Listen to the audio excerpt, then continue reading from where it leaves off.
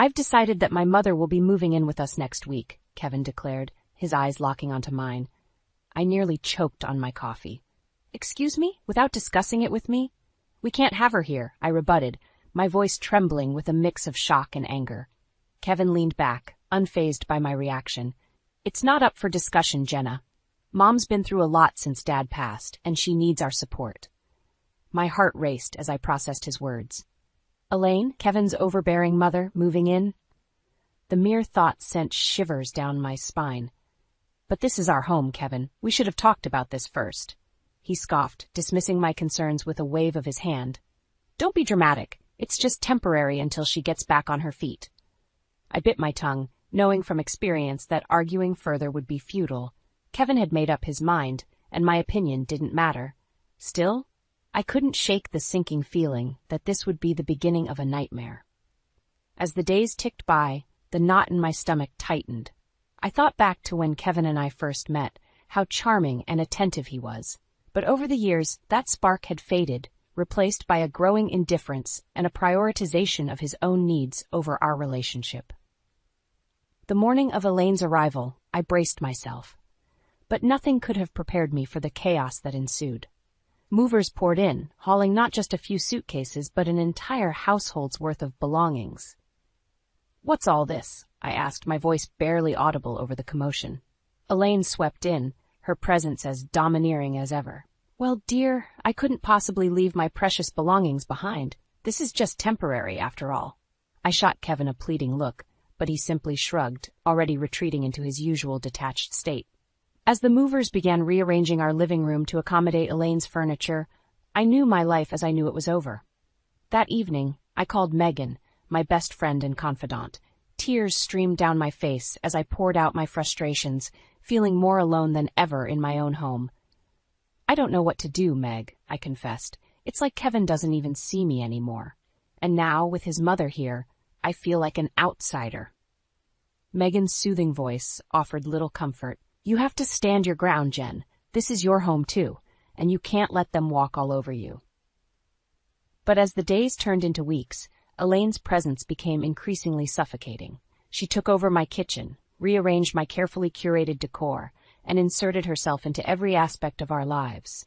Meanwhile, Kevin's emotional distance grew, and he started spending more and more time away from home, leaving me to fend for myself against his mother's intrusions.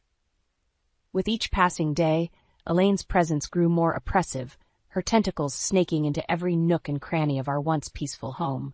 No matter how hard I tried to establish boundaries, she bulldozed right through them, treating our space as her personal kingdom. Jenna, dear, don't you think these curtains would look better over there? She'd say, already rearranging my carefully chosen decor without waiting for a response. Kevin, true to form, remained oblivious to my mounting frustrations.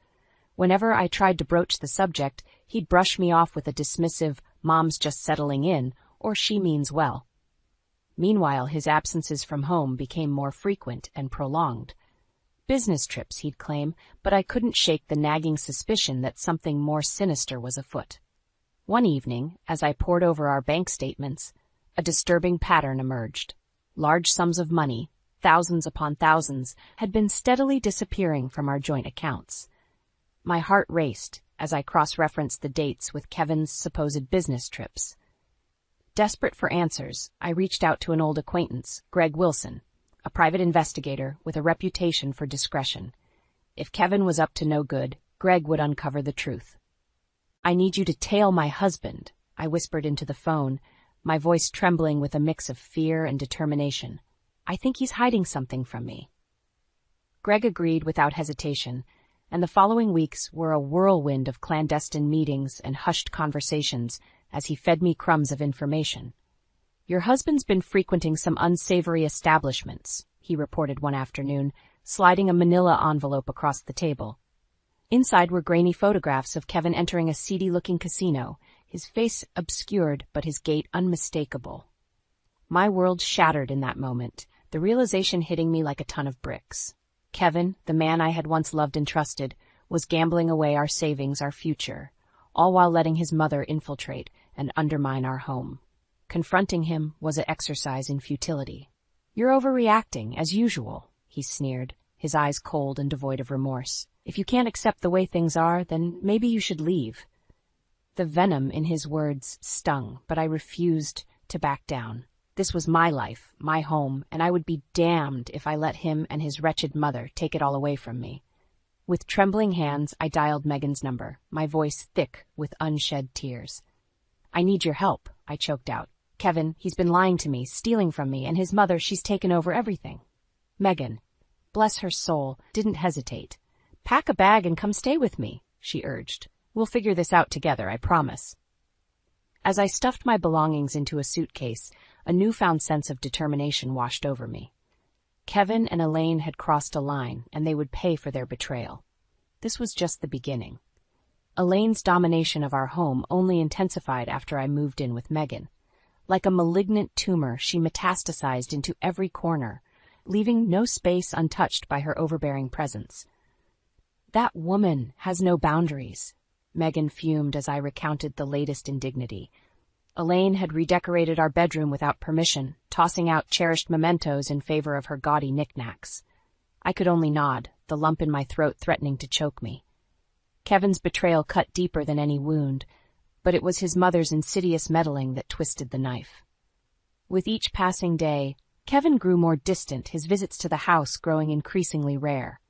When he did show up, it was like a ghost drifting through, offering little more than a cursory greeting before disappearing into the night.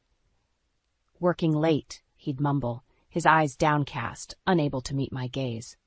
I knew better. Greg's surveillance had painted a clear picture. Kevin was frittering away our hard-earned savings at underground gambling dens, chasing a thrill that no amount of money could satisfy. Desperate to stem the bleeding, I took matters into my own hands. I changed the locks, froze our joint accounts, and even went so far as to cancel Kevin's credit cards. Anything to halt his reckless spending before he bled us dry. Elaine, of course, was apoplectic. "How dare you?" she shrieked, her voice shrill enough to shatter glass. "This is my son's home, and you have no right." For once, I stood my ground, emboldened by the knowledge that I held the moral high ground. "Your son has been lying and stealing from me," I spat back, my words laced with venom. "If he wants back in, he'll have to earn it." Kevin's response was predictable, a flurry of anger and denial, punctuated by the occasional guilt trip. "You're overreacting as always," he sneered.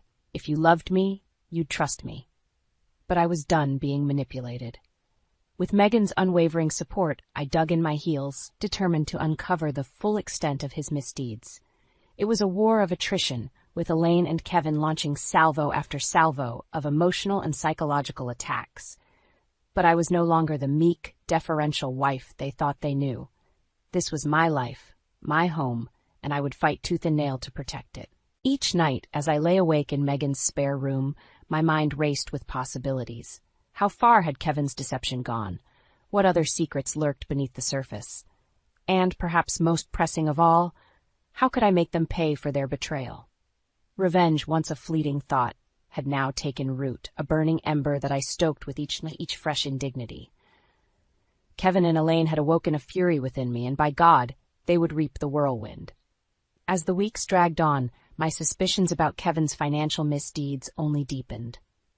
Despite my efforts to cut off his access to funds, he always seemed to have a steady stream of cash flowing in, money that couldn't be explained by his legitimate income alone. It was Megan who first pointed out the discrepancies. "Look at this," she said, her brow furrowed as she pored over the bank statements I'd managed to obtain. "These deposits don't add up. There's no way he could be earning this much from his job alone." My heart sank as the realization hit me. Kevin was up to something far more nefarious than mere gambling. He was embezzling, siphoning off money from who knows where to fund his vices and Elaine's extravagant lifestyle. With Megan's help, I dug deeper, combing through financial records and piecing together a paper trail that painted an increasingly damning picture. Kevin had been skimming funds from his company's accounts, using his position as a trusted manager to cover his tracks. The evidence was mounting, but I needed more. I needed irrefutable proof, something that would hold up in court and ensure that Kevin and his wretched mother couldn't weasel their way out of facing the consequences. That's when I turned to Greg again. "I need you to follow the money trail," I instructed, my voice steely with determination. Whatever it takes, we need to know where these funds are coming from and where they're going. Greg didn't disappoint. Through a combination of surveillance and good old-fashioned gumshoe work, he uncovered a web of deceit so intricate, so meticulously constructed, that it left me reeling. Kevin, it seemed, had been running a complex embezzlement scheme for years, funneling money into offshore accounts and using shell corporations to launder the ill-gotten gains. And at the center of it all was Elaine, the puppet master pulling the strings, using her son's greed and her own manipulative ways to bankroll their lavish lifestyle. As the pieces fell into place, a white-hot fury burned within me. These people, the ones who were supposed to be my family, had betrayed me in the most despicable way imaginable. They had stolen from me, lied to me, and tried to strip me of my dignity and self-worth. But not anymore. Clutching the thick dossier of evidence that Greg had compiled, I steeled myself for the confrontation I knew was coming. Kevin and Elaine thought they had me backed into a corner, but they were about to learn just how wrong they were. When they arrived at Megan's apartment, their usual arrogance was on full display. Elaine swept in first, her nose turned up in disdain, while Kevin trailed behind, his hands shoved deep in his pockets. Well, look who finally decided to grace us with her presence. Elaine sneered, her eyes narrowing as she took in my defiant stance. Kevin, ever the smooth talker, tried a different tack. Jenna, please, let's be reasonable here. This has all been a big misunderstanding. I said nothing, simply tossing the dossier onto the coffee table with a loud thud. Reasonable? You want to talk about being reasonable? I spat, my voice dripping with contempt. How about you explain these? As they leafed through the damning evidence, their smug expressions melted away, replaced by a mixture of fear and outrage. For once, they were the ones left speechless, their carefully constructed lies unraveling before their very eyes. The satisfaction I felt in that moment was overwhelming. Finally, after months of torment and gaslighting, the tables had turned. Kevin and Elaine were the ones backed into a corner, their misdeeds laid bare for all to see. And I was just getting started. The look of stunned disbelief on Kevin and Elaine's faces was almost comical, if the situation hadn't been so deadly serious. As they flipped through the damning evidence, their mouths agape, I could practically see the gears turning in their twisted minds, desperately searching for a way to wriggle out of this mess they'd created. But there would be no escape. Not this time. I had them dead to rights, their web of lies and deceit exposed for all to see. How did you get this? Kevin stammered, his usual smooth demeanor cracking under the weight of the truth. I fixed him with a steely gaze, reveling in his discomfort. Does it matter? The real question is, what are you going to do about it? Elaine, ever the master manipulator, tried a different tack. Jenna, darling, surely we can work something out, she cooed, her voice dripping with false sweetness. This is all just a big misunderstanding. I scoffed, my fury rising like a tidal wave. A misunderstanding? You really expect me to believe that? I spat, gesturing to the damning evidence laid out before us. You've been bleeding me dry for years, living off my hard-earned money while treating me like a doormat in my own home. Kevin's eyes narrowed, his mask of charm melting away to reveal the true monster beneath. Watch your tone, he snarled, his voice low and menacing. You're the one who's been making things difficult, constantly questioning my decisions and undermining my authority. The sheer audacity of his words left me momentarily speechless. Undermining his authority? As if he had any right to wield authority over me, after the way he'd betrayed me time and time again. Megan, bless her soul, stepped in before I could unleash the full force of my fury. I think it's time for you two to leave, she said firmly, her gaze fixed on Kevin and Elaine with barely contained contempt. Elaine opened her mouth to protest, but I cut her off with a sharp gesture. No, let them stay, I said, my voice laced with a cold, calculated anger. I want them to hear this. Taking a deep breath, I laid it all out, every sordid detail, every lie, every act of theft and betrayal. I spared no punches, letting the full weight of their misdeeds crash down upon them like a tidal wave. As I spoke, I could see the smug arrogance slipping from their faces, replaced by a dawning realization that this time they had gone too far. This time, there would be consequences. "So here's what's going to happen," I said, my voice steely and unwavering. "You're going to pack up your things and get out of my house. Every last penny you've stolen will be repaid, with interest. And if you so much as breathe a word of protest, I'll make sure the authorities get a nice, neat package detailing every illegal thing you've done." Silence hung heavy in the air, the weight of my ultimatum sinking in. For a brief moment, I thought Kevin might try to bluster his way out, to hurl threats and insults in a desperate bid to regain control. But then, in a move that surprised us all, Elaine deflated, the fight draining from her eyes. "Fine," she muttered, her voice barely above a whisper. "We'll go." Kevin, ever the dutiful son, followed her lead, his shoulders slumped in defeat. As they gathered their belongings and shuffled out the door, I felt a surge of triumph unlike anything I'd ever experienced. I had won. Against all odds, I had faced down the very people who had tried to destroy me, and I had emerged victorious. The road ahead would be long and arduous, but for the first time in what felt like an eternity, I could see a glimmer of hope on the horizon. Kevin and Elaine would face the full consequences of their actions. Of that, I was certain. And as for me, well, I was just getting started. With Kevin and Elaine gone, a weight lifted from my shoulders. For the first time in months, I could breathe freely, unburdened by their toxic presence, but my work was far from over. I needed to ensure they faced the full consequences of their actions. Megan, ever the loyal friend, was by my side every step of the way. "We need to gather allies," she said, her brow furrowed in determination. "People who can corroborate your story, who can testify to Kevin's misdeeds." It was a tall order, but Megan was right. If we were going to take down Kevin and Elaine, we needed strength in numbers. And so we began reaching out to anyone who might have witnessed their duplicity firsthand. To my surprise, the responses poured in, a steady stream of people eager to share their own stories of mistreatment at the hands of my former in-laws. Kevin's coworkers, friends, even distant relatives, all had tales to tell of his arrogance, his greed, and his utter disregard for anyone but himself and his precious mother. As the accounts mounted, a picture began to emerge, one of a man so consumed by his own ambition and entitlement that he would stop at nothing to get what he wanted, trampling over anyone who dared stand in his way. With each new revelation, my resolve hardened.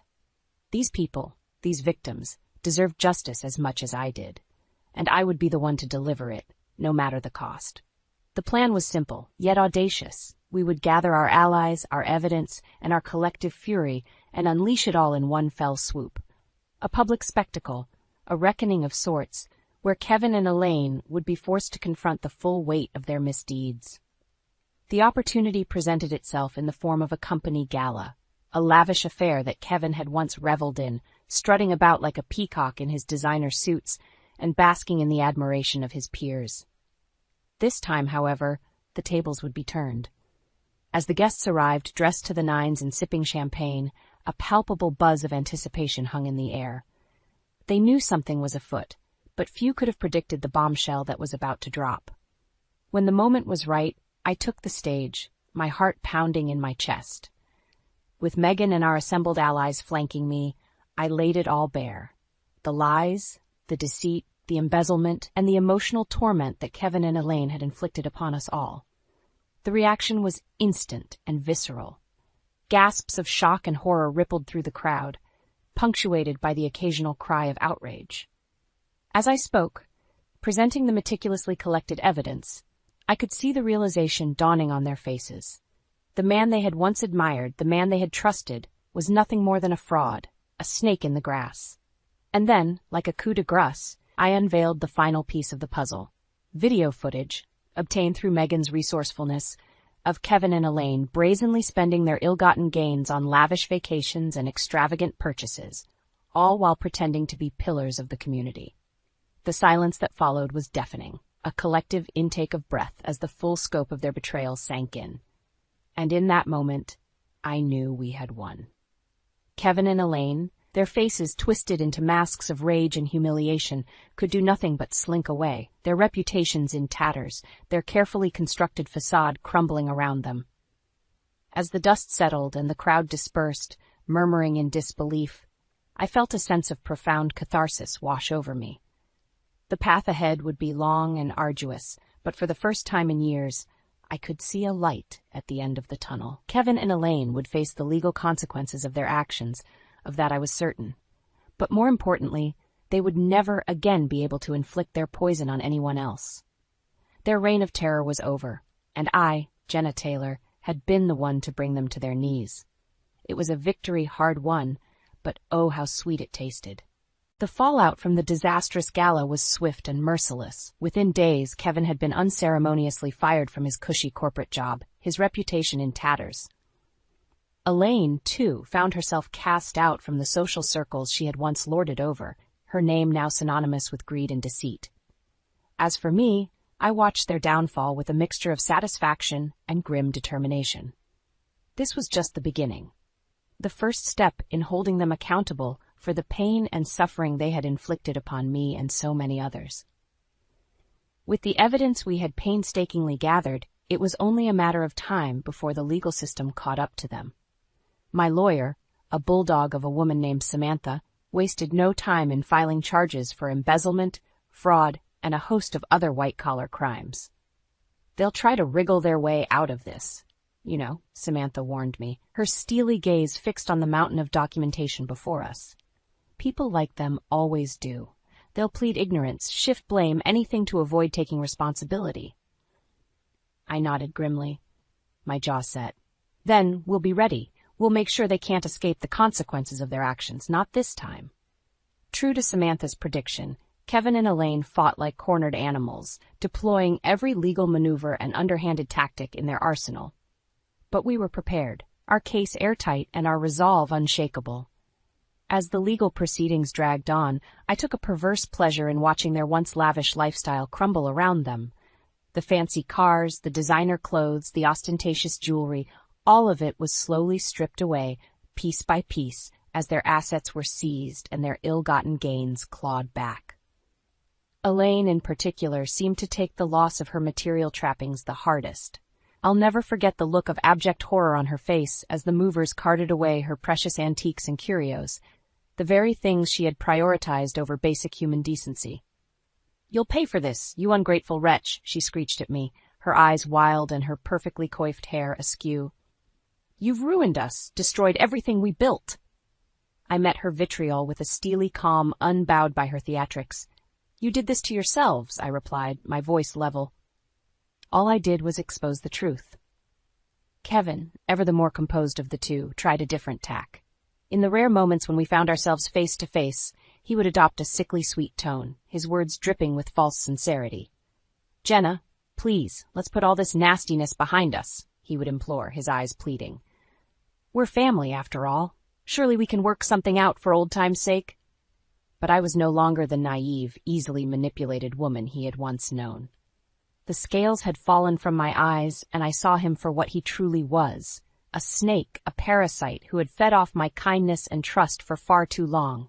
"Save your breath, Kevin," I would reply, my voice laced with contempt. "The only thing we have to work out is how much time you'll be serving." And serve time he did, along with his precious mother. As the legal proceedings reached their climax, the weight of the evidence proved too overwhelming to ignore.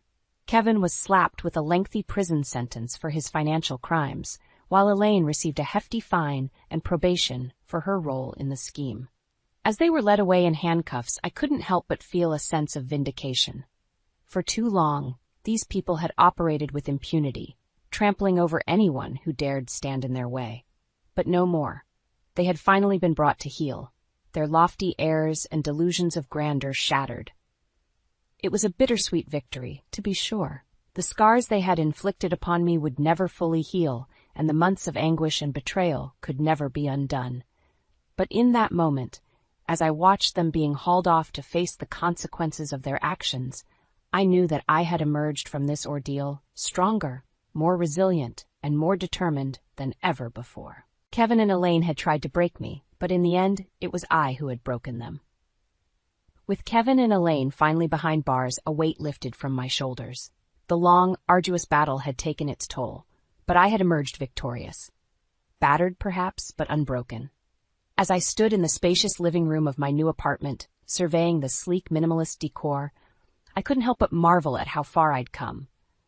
This fresh start, this sanctuary of my own making, was a testament to my resilience, a tangible reminder that I had reclaimed control of my life. The road here had been paved with hardship and heartache, but also with the unwavering support of those who truly mattered. Megan, my rock through it all, had been by my side every step of the way, offering her steadfast friendship and sage advice whenever the doubts crept in. And then there was Scarlett, my cousin, whose generosity had made this new beginning possible. When she'd heard of my plight, she hadn't hesitated to offer me the keys to this stunning high-rise apartment, a sanctuary far removed from the toxic memories of my former life. "Consider it a fresh start," she had insisted, her eyes shining with a mixture of pride and concern. "You've been through hell, Jenna. It's time you had a place of your own, a place where you can heal and rebuild." As I unpacked the final box, carefully arranging my cherished mementos on the sleek shelves, I couldn't help but reflect on the long, winding path that had brought me here. The betrayal, the anguish, the all-consuming fury, it had all been worth it, if only to arrive at this moment of hard-won peace. Of course, not everyone had been so fortunate. Kevin and Elaine, those architects of my suffering, were now behind bars, their grand delusions of wealth and status reduced to a distant memory. From what I'd heard through the grapevine, their fall from grace had been steep and unforgiving. Kevin, once the smooth-talking corporate climber, had been reduced to a hollow shell of a man, his bravado evaporating in the harsh reality of prison life. Elaine, too, had found herself adrift, her once formidable social standing decimated by the revelations of her misdeeds. A small, petty part of me relished in their misery, reveled in the knowledge that they were finally getting a taste of the pain and humiliation they had so callously inflicted upon me and others. But as the days turned into weeks, that vindictive urge faded, replaced by a sense of weary acceptance. They had been the masters of their own undoing, their greed and hubris ultimately proving to be their downfall. As for me, I had emerged from the crucible tempered and anew, ready to forge a life truly worth living. The housewarming party that Megan had insisted on throwing was a testament to just how far I'd come. As I surveyed the gathered crowd of friends, old and new, I was struck by the outpouring of love and support. "To Jenna," Megan declared, raising her glass in a toast, "the strongest, most resilient woman I know. You've been through hell and back, but you never gave up. You never let the bastards grind you down." A chorus of cheers and laughter erupted, buoying my spirits and filling me with a warmth I hadn't felt in years. These people, these wonderful, caring individuals, were my true family, the ones who had stood by me when the chips were down, who had believed in me even when I had doubted myself. As the night wore on and the laughter and conversation flowed, I found myself reflecting on the long, winding journey that had brought me to this moment. The pain, the heartache, the soul-crushing betrayal, it had all been a crucible, a trial by fire that had forged me into the woman I was today. And as I looked around at the smiling faces of my friends, my chosen family, I knew that no matter what challenges lay ahead, I would face them head-on, unbowed and unbroken. For I was Jenna Taylor, survivor and warrior, and my story was just beginning.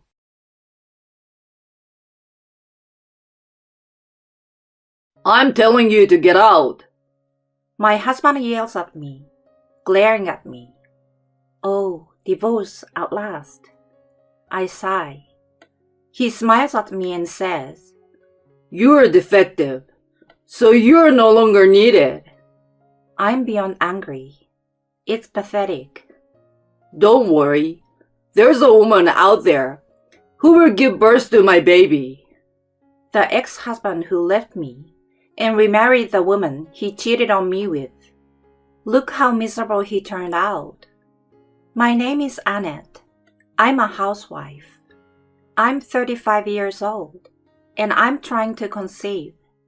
My husband Maurice, who is 2 years older than me, is a pharmacist at a pharmacy in our neighborhood. Before we got married, I was working as a pharmacist in the same office as my husband, and we started dating after he made a strong approach to me. About a year later, we got married. But since we could not have children easily, I became a housewife, at my husband's request. To be honest, I was hoping to work as a pharmacist and wait for pregnancy more comfortably than trying to get pregnant while trying to make ends meet at home, but my husband insisted, so I resigned from my job. After retiring, we tried to lead a healthy life together as a couple, paying more attention to our diet than ever before. My husband also took the initiative in taking my temperature every morning and exercising with me. In this way, my husband and I both looked forward to the day when we would be able to have a child, but that day never came. My husband was kind to me at first, but it has been a year since I resigned. Now he was getting frustrated, and I was feeling more and more pressured. It seems this month wasn't good too. My husband sighed loudly in the morning when he heard my report. I was angry at his inconsiderate attitude. Let's try again next month. I tried to act tough, but what came out of my husband's mouth was a terrible line. Isn't it because of your age? Your sloppy lifestyle has caught up with you. You can't even take care of yourself, and you're just a housewife. You're a housewife, and you can't even take care of yourself. It's absolutely ridiculous that you can't have a baby even after quitting your job and devoting yourself to conceiving a child. You're the one with the problem. You're a one-trick pony, aren't you? It's definitely genetic, right? Your parents also had trouble having kids, right? He made a terrible accusation. I was deeply disgusted. Blaming my parents for my inability to have children without any evidence is unforgivable. I invited my husband for a fertility test to clarify the issue, but he said, "It's a waste of money. I have a sister and all my relatives have many children, so there's no way I'm the cause of infertility." I decided to take the test alone. The results were clear, proving that the infertility was not my fault. When my husband heard this, he said, "Maybe the test is wrong. You wasted your money. You're a woman who spends too much. If you move in with my parents, you could save money on renting utilities, and you'd be able to do your chores easier and have kids sooner, right?" To be honest, I don't like my in-laws, and I don't want to live with them. Whenever I visit my husband's parents, I'm treated like a servant, and I have to listen to them talk endlessly about their old boasts and hardships. And at the end, they always demand that I give birth to their grandchildren as soon as possible. It's impossible to conceive under such pain and pressure. It's totally impossible to live with them. My husband's parents live 2 hours away by car, and I think about his commute for his work and for my fertility care. I refused on the grounds that the clinic was too far away. Then my husband said that he could ask for a transfer to a pharmacy near his parents' house. I pointed out that we were renting an apartment, but the contract says that we have to wait a year to avoid penalty. Then he shut up. I was relieved that my husband was a cheapskate for now, but I'm not sure when he will try to make me move in with his parents again. I wondered if I should continue my examination under such circumstances. After that, my husband began to avoid me in the morning, and my fertility examination did not progress at all. On the contrary, my husband worked overtime or went on a business trip, and we saw each other less and less. As these days continued, my husband suddenly told me that he was going to go out on his own to have a child. He told me that he had requested a transfer to a pharmacy near his parents' house. Instead of living with his parents at home, he would be renting an apartment. My husband is a cheapskate by nature, but renting an apartment is very strange. From this point on, I began to feel uncomfortable. I asked him to refuse the move, but he said he could only do it if I was fertile. No. He proceeded to make preparations on his own and left the house with a sense of relief. He started his life as a single man, and as expected, he never called me or made any sign of coming home, even on holidays. 6 months later, a young woman I didn't know came to my house unexpectedly. She looked to be in her late 20s. "Hi, I'm Morris' girlfriend. I got here earlier than I was supposed to." Within a few minutes, my husband came home. "Oh, you got here before me." My husband said this and started to make a call on his phone somewhere. After the call, I said, "What does this mean?" But for some reason, my husband remained silent.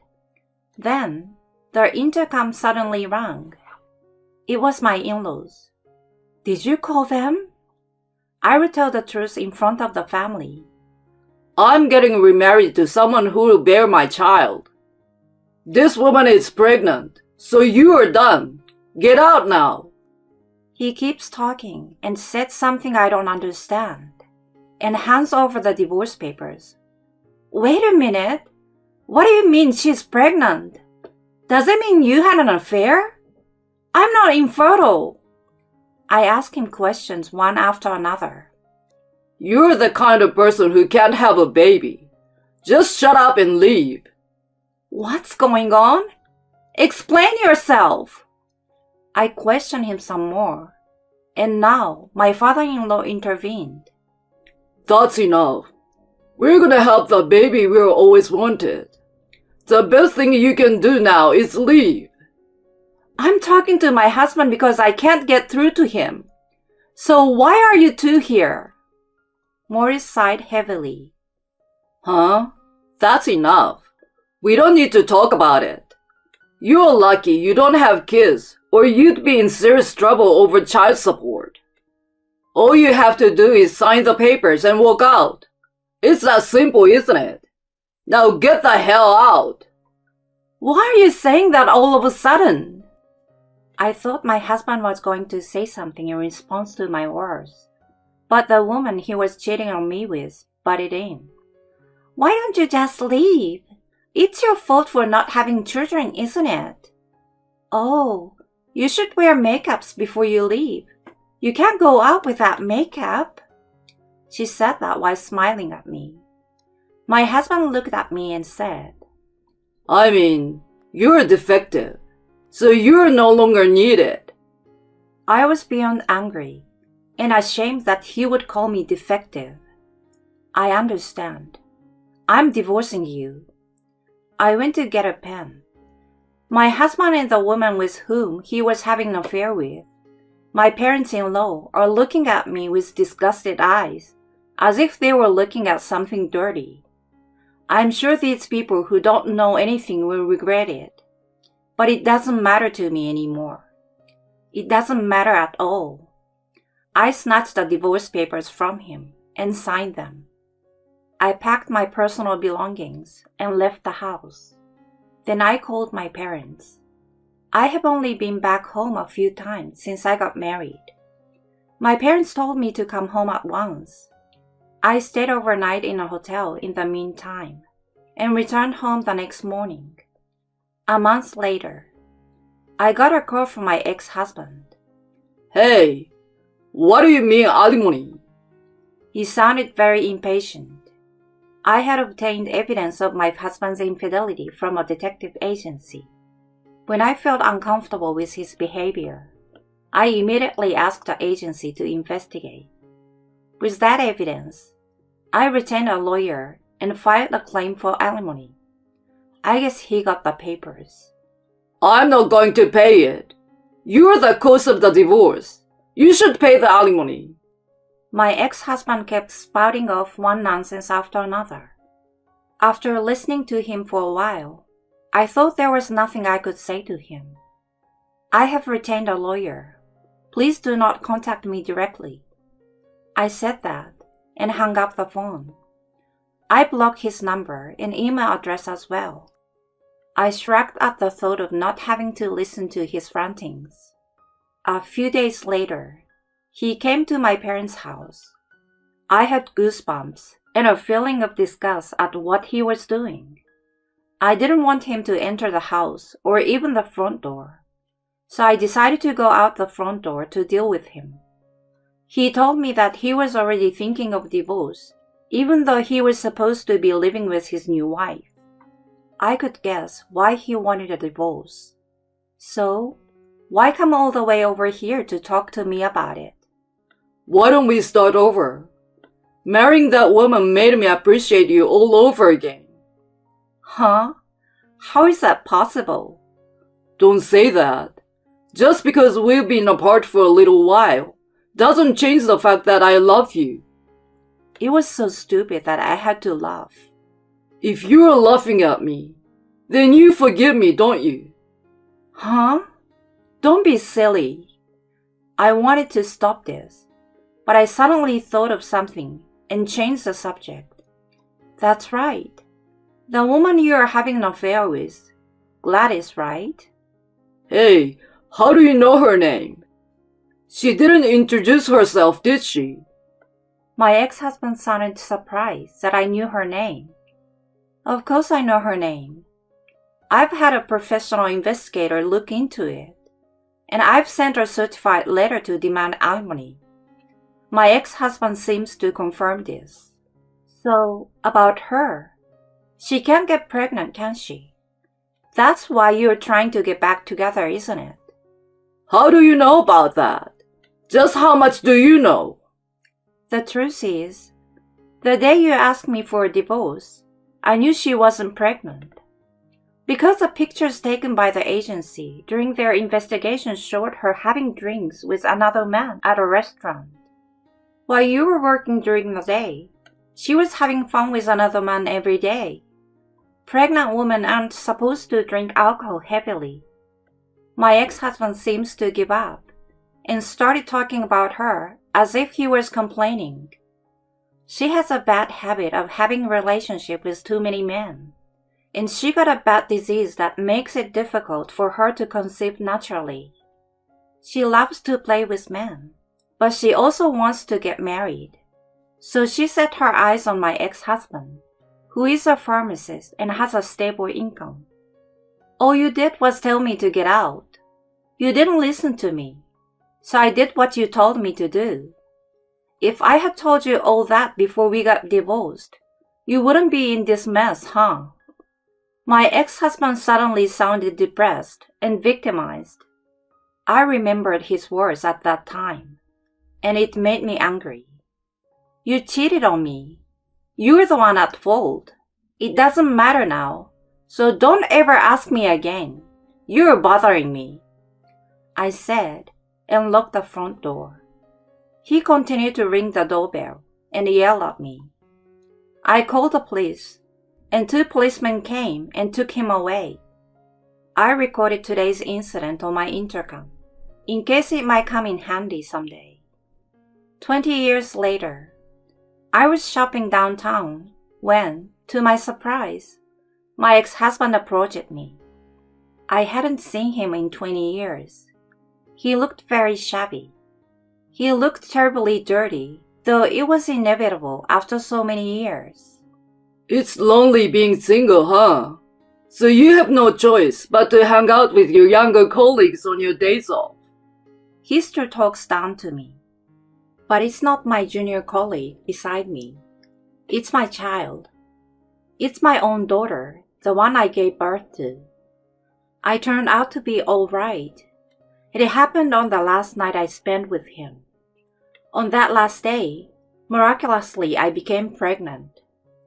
I didn't want to have his child, but I was so busy with divorce, moving, etc., that I didn't realize I was pregnant until after 22 weeks, when an abortion was possible. I didn't want to have a baby, but it was a life I was entrusted with. I risked my life to give birth to it and raise it as my own. I told my daughter in front of my whiny ex-husband, "He's your dad, genetically speaking." My daughter, who knew who he was, greeted him with a puzzled smile and a hello. What? She's my daughter? What do you mean? My ex-husband's eye widened at this unexpected turn of events. Yes, genetically she's yours and mine. No way. You're supposed to be infertile. She's your stepdaughter from your second marriage, isn't she? If you're single, did you adopt her? I've told you before that I'm not infertile. There's no problem. This child is mine, for real. If you doubt me, check the birth certificate. Oh, but you never had a chance to check, so it's no wonder you don't know. When I explained all this to him, he said, She sure looks like my mother. He nodded to himself while looking at his daughter. My ex-husband looked happy to see her grow up so honest and beautiful.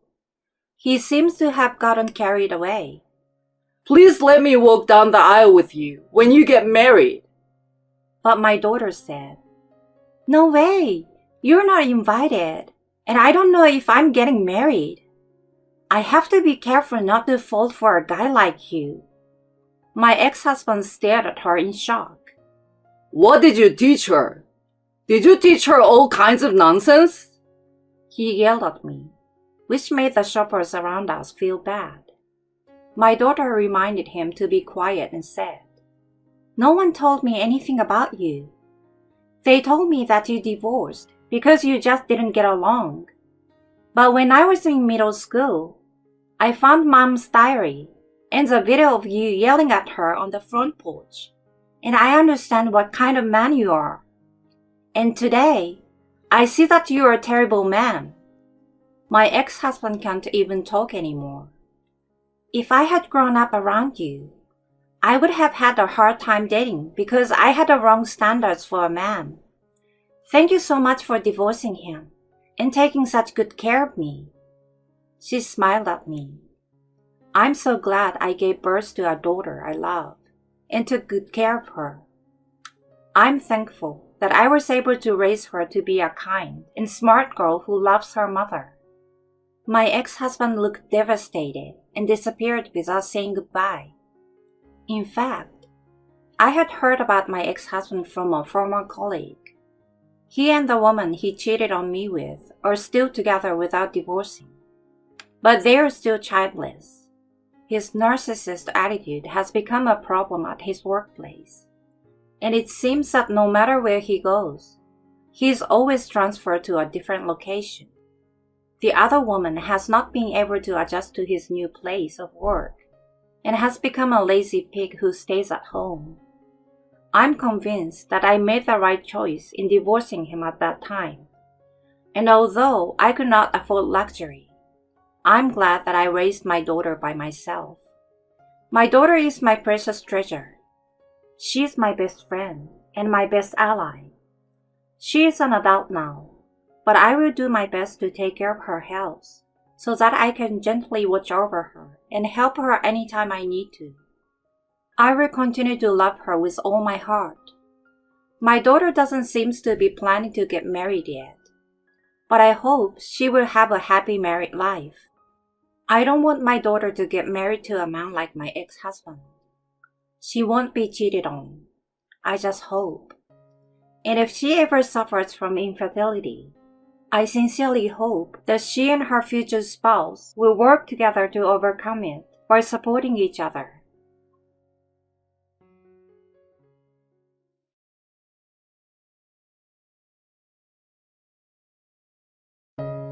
I finally got pregnant at 39, and my husband said the unthinkable to me. Yikes! Seriously? You're knocked up? That's insane. Let's get a divorce. What the? I don't want to deal with a troublesome child born at an older age. So long. I was in despair. We had been together for 10 years.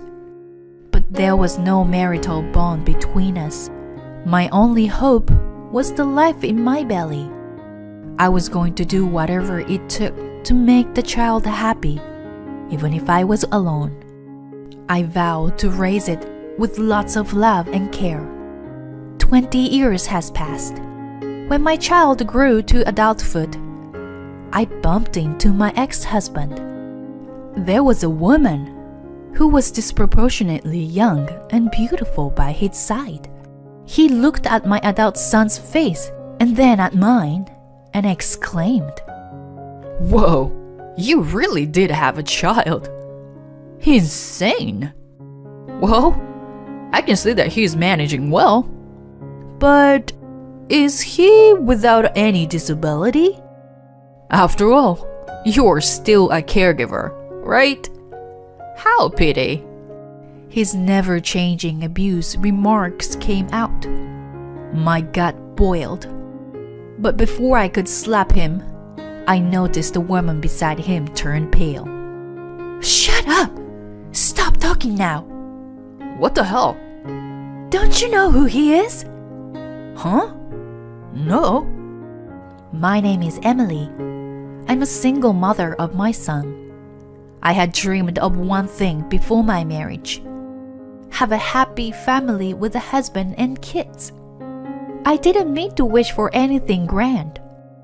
A kind husband and a handful but loving children. Maybe two. It had been my dream for many years to fulfill my simple wish. I had no major drama in my life. My parents raised me in an ordinary way with 2 older sisters. I wasn't craving anything. I just wished to have ordinary happiness as a woman. My husband and I were both 29 when we got married. It was an office romance, which led to his proposal to me. I am more of a square-headed, stubborn person, and he is more carefree. We were seemingly ill-matched. But to me, his spontaneous personality was very appealing at the time. He had something I didn't. I was also a little impatient being about to turn 30. After we were engaged, we spent picture-perfect days from meeting each other's family to the wedding and honeymoon. I had no doubt that my wish would come true, but reality didn't work out that way. Are you pregnant yet? Andy asked me in our bedroom a year into our marriage. I felt a sting in my heart. We were open to having children from the beginning of our marriage. Not only was it my dream, but his intention was to have them as soon as possible. The fact that he once mentioned it would influence his career bothered me a bit.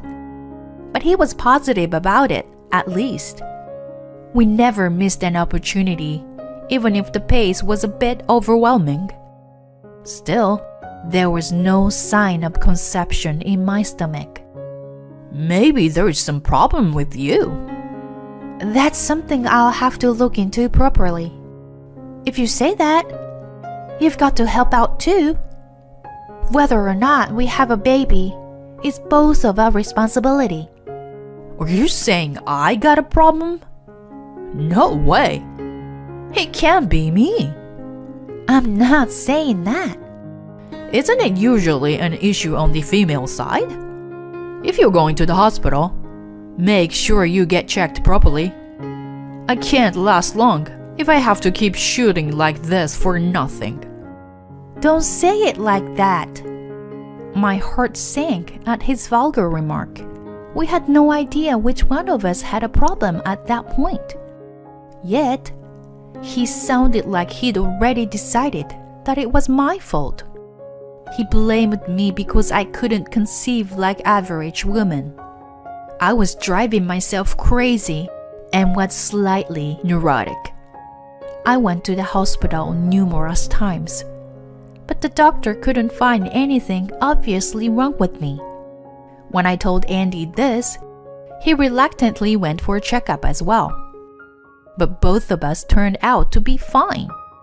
Eventually, it was determined that the cause was unexplained infertility, and we subsequently proceeded with combined treatment, including timing therapy. having to go to the hospital so often to estimate ovulation dates was stressful for me. Also, it was very uncomfortable to act upon it after being urged that those days had a good chance of insemination. I felt like a robot. Andy didn't seem to mind and never showed any care when I was down after our time together. Around that time, he often used his busy work schedule as an excuse and started to be more absent-minded while with me. One day, after 10 years of marriage had passed in this way, "No way! I'm pregnant!"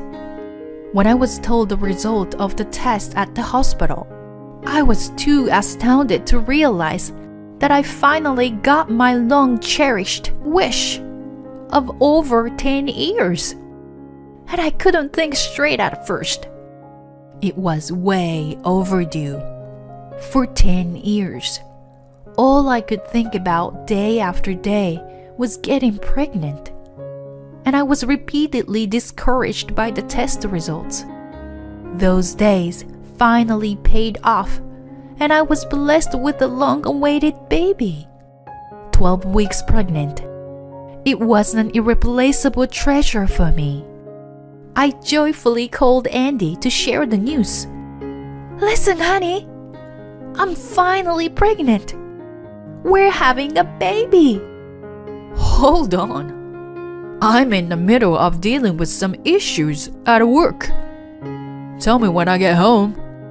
I was taken aback by his stoic response. Did he not care about our pregnancy, even though it was a long-awaited first child? I tried to think that he was just too busy with work, as he said. It was my fault for calling him out of the blue. I was sure that he would be as happy as I was when he got home. But when he came home, he puzzled me with an unexpected question. Are you seriously considering delivering that? That? What are you talking about? Are you referring to our baby? I mean that, in your stomach. It's gonna cost us to have that. How dare you? It's a long-awaited baby. Of course I'm going to keep it. It's been my dream. Think about your age. Do you remember how old you are? You are 39. 39 years old. That's already too old. It's not the right age to have a baby. That's not true at all. I am not young for sure, but it's becoming normal to have a baby at 39 nowadays. My doctor even says there is no problem so far. So far, right? Who knows what would happen later? What are we going to do if a child is with some abnormality? It's just gonna be trouble for us. I felt like I had been stabbed in the back when he said those words. Abnormal and trouble. Was he referring to the children born with handicaps? If so, his choice of words disgusted me. I answered in a stern voice. It's not up to us to choose what kind of child will be born. Even with a handicap, I will still love my child the same. That's what being parents is all about. I've heard that line somewhere. You're such a smartass. No matter how old you are, your only strength is having virtue, which made me want to marry you. But I'm so fed up with it now. Fed up with me? If you want the baby, go ahead. But I want nothing to do with it. That baby is yours, not mine. How can you be so awful after 10 years of trying for infertility? Too late to produce result now. If an abnormal baby comes out, we become the caregiver for the rest of our lives, aren't we? We're supposed to have kids to take care of us in our old age. I was speechless by his idea. He thought the kids were just tools or something. Then I remembered when we were newlyweds. He made comments about having kids that were tied to his career at work.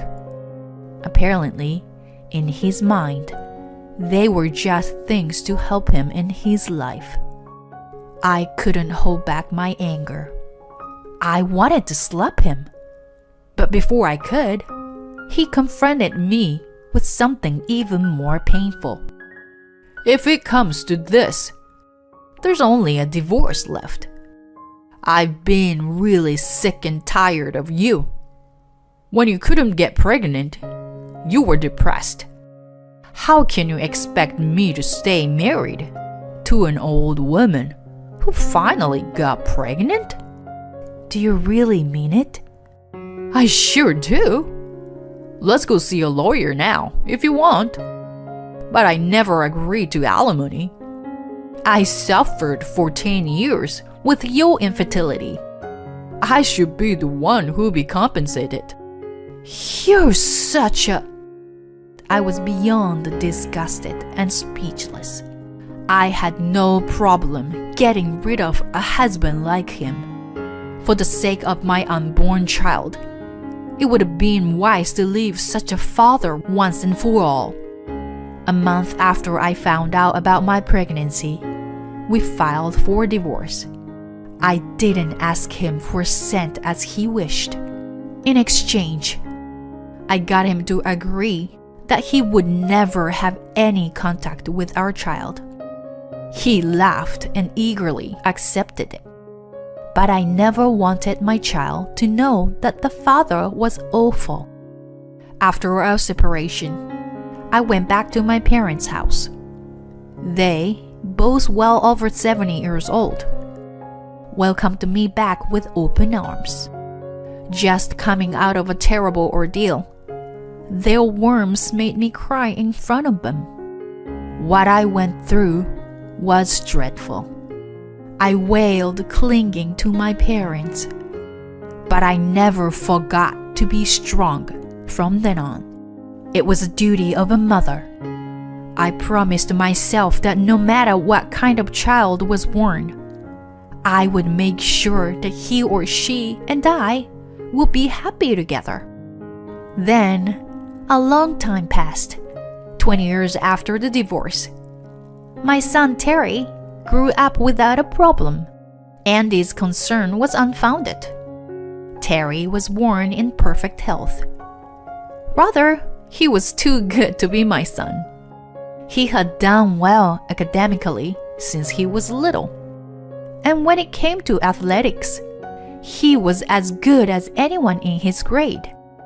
He was also humble and didn't let those things get to his head. I love that about him most of all. No matter how capable a person was, it didn't matter if his character was crooked. I was so relieved that he wasn't like his father in that regard. He considered going to college, but there was something he was passionate about and chose to go straight to work. I felt a little disappointed, but I decided to quietly watch him do what he wanted to do. He was determined, and I had no say in it. If he happened to stumble, only then can I reach out to him. I had never needed to worry about him in the past anyway. 2 years after he started working, I was out shopping along with him, who was 20 years old and all grown up. My birthday was coming up soon, and he was going to buy me a present. You've been nothing but caring and supportive to me. I was easily moved to tears by his words. I was sure he had some hard times in his life, coming from a single-parent household. He did not show it and grew up very happy. So much so that I couldn't think of a better gift. Hey, Emily. It was then that I heard an unexpected voice. I ran into a familiar face at the entrance of the mall. The shivers ran down my spine when I saw Andy. still smiling in that same leering way after 20 years. There was a young woman I wasn't familiar with beside him. What the heck? Your little bastard is still alive and well. As soon as he saw Terry's face, he aloofly blurted. At that point, I thought about punching him in the face, but I held myself back because I was in panic. Above all, I couldn't let Terry see such a disgrace. You still look as gloomy as ever.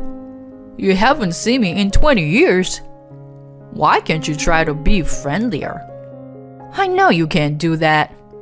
Which is why I left you. I have no recollection of being left by you. I was the one who gave up on you. That's why I've never reached out to you in 20 years. That's what's so dreary about you. Well, I've changed a lot since then.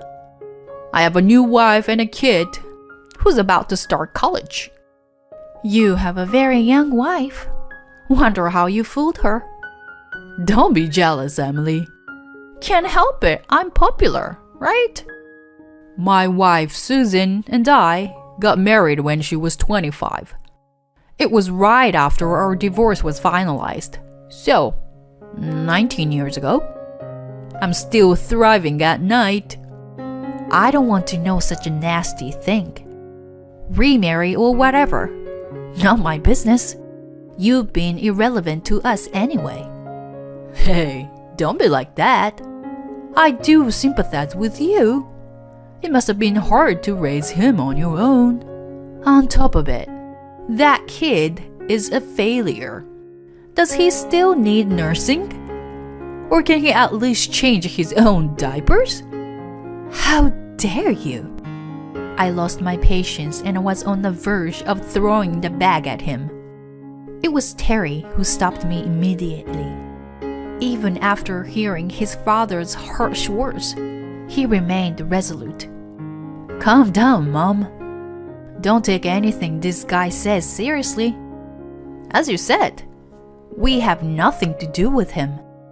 Oh, a failure can speak properly, can't you? Who told you to say things like that? Your doctor? Maybe your nurse? Don't bother us anymore. And don't you dare come close to my mom. If you ever bring any harm to her, there will be consequences.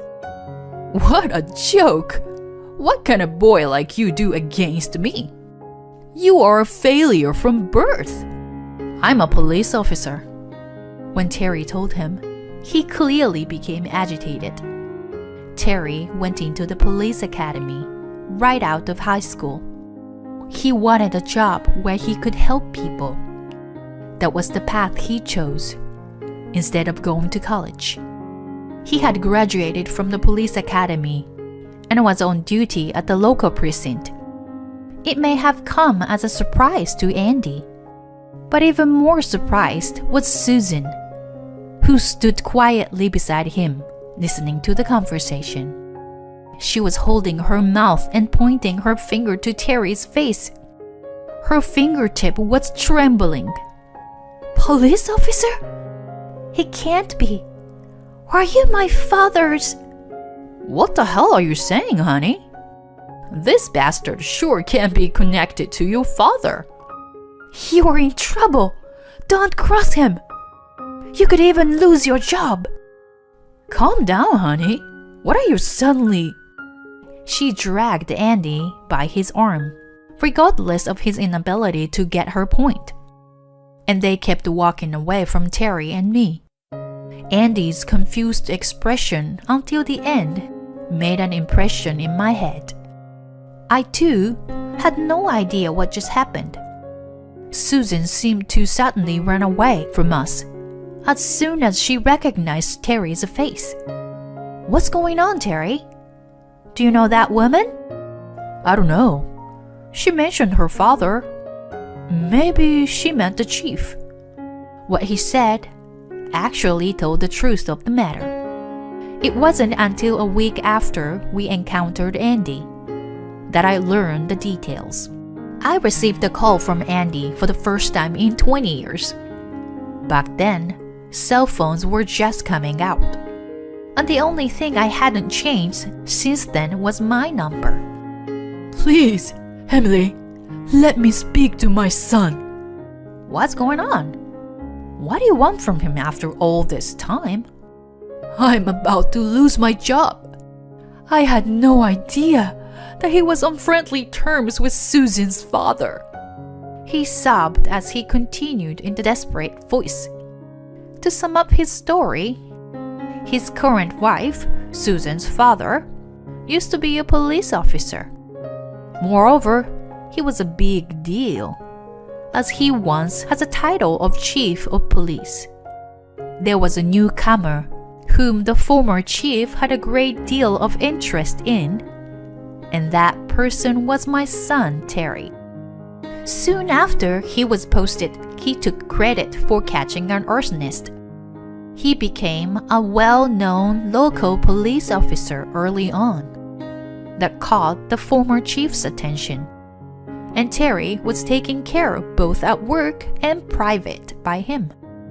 Of course, I had heard about this from his before, but I had no idea that the former chief was Andy's father-in-law.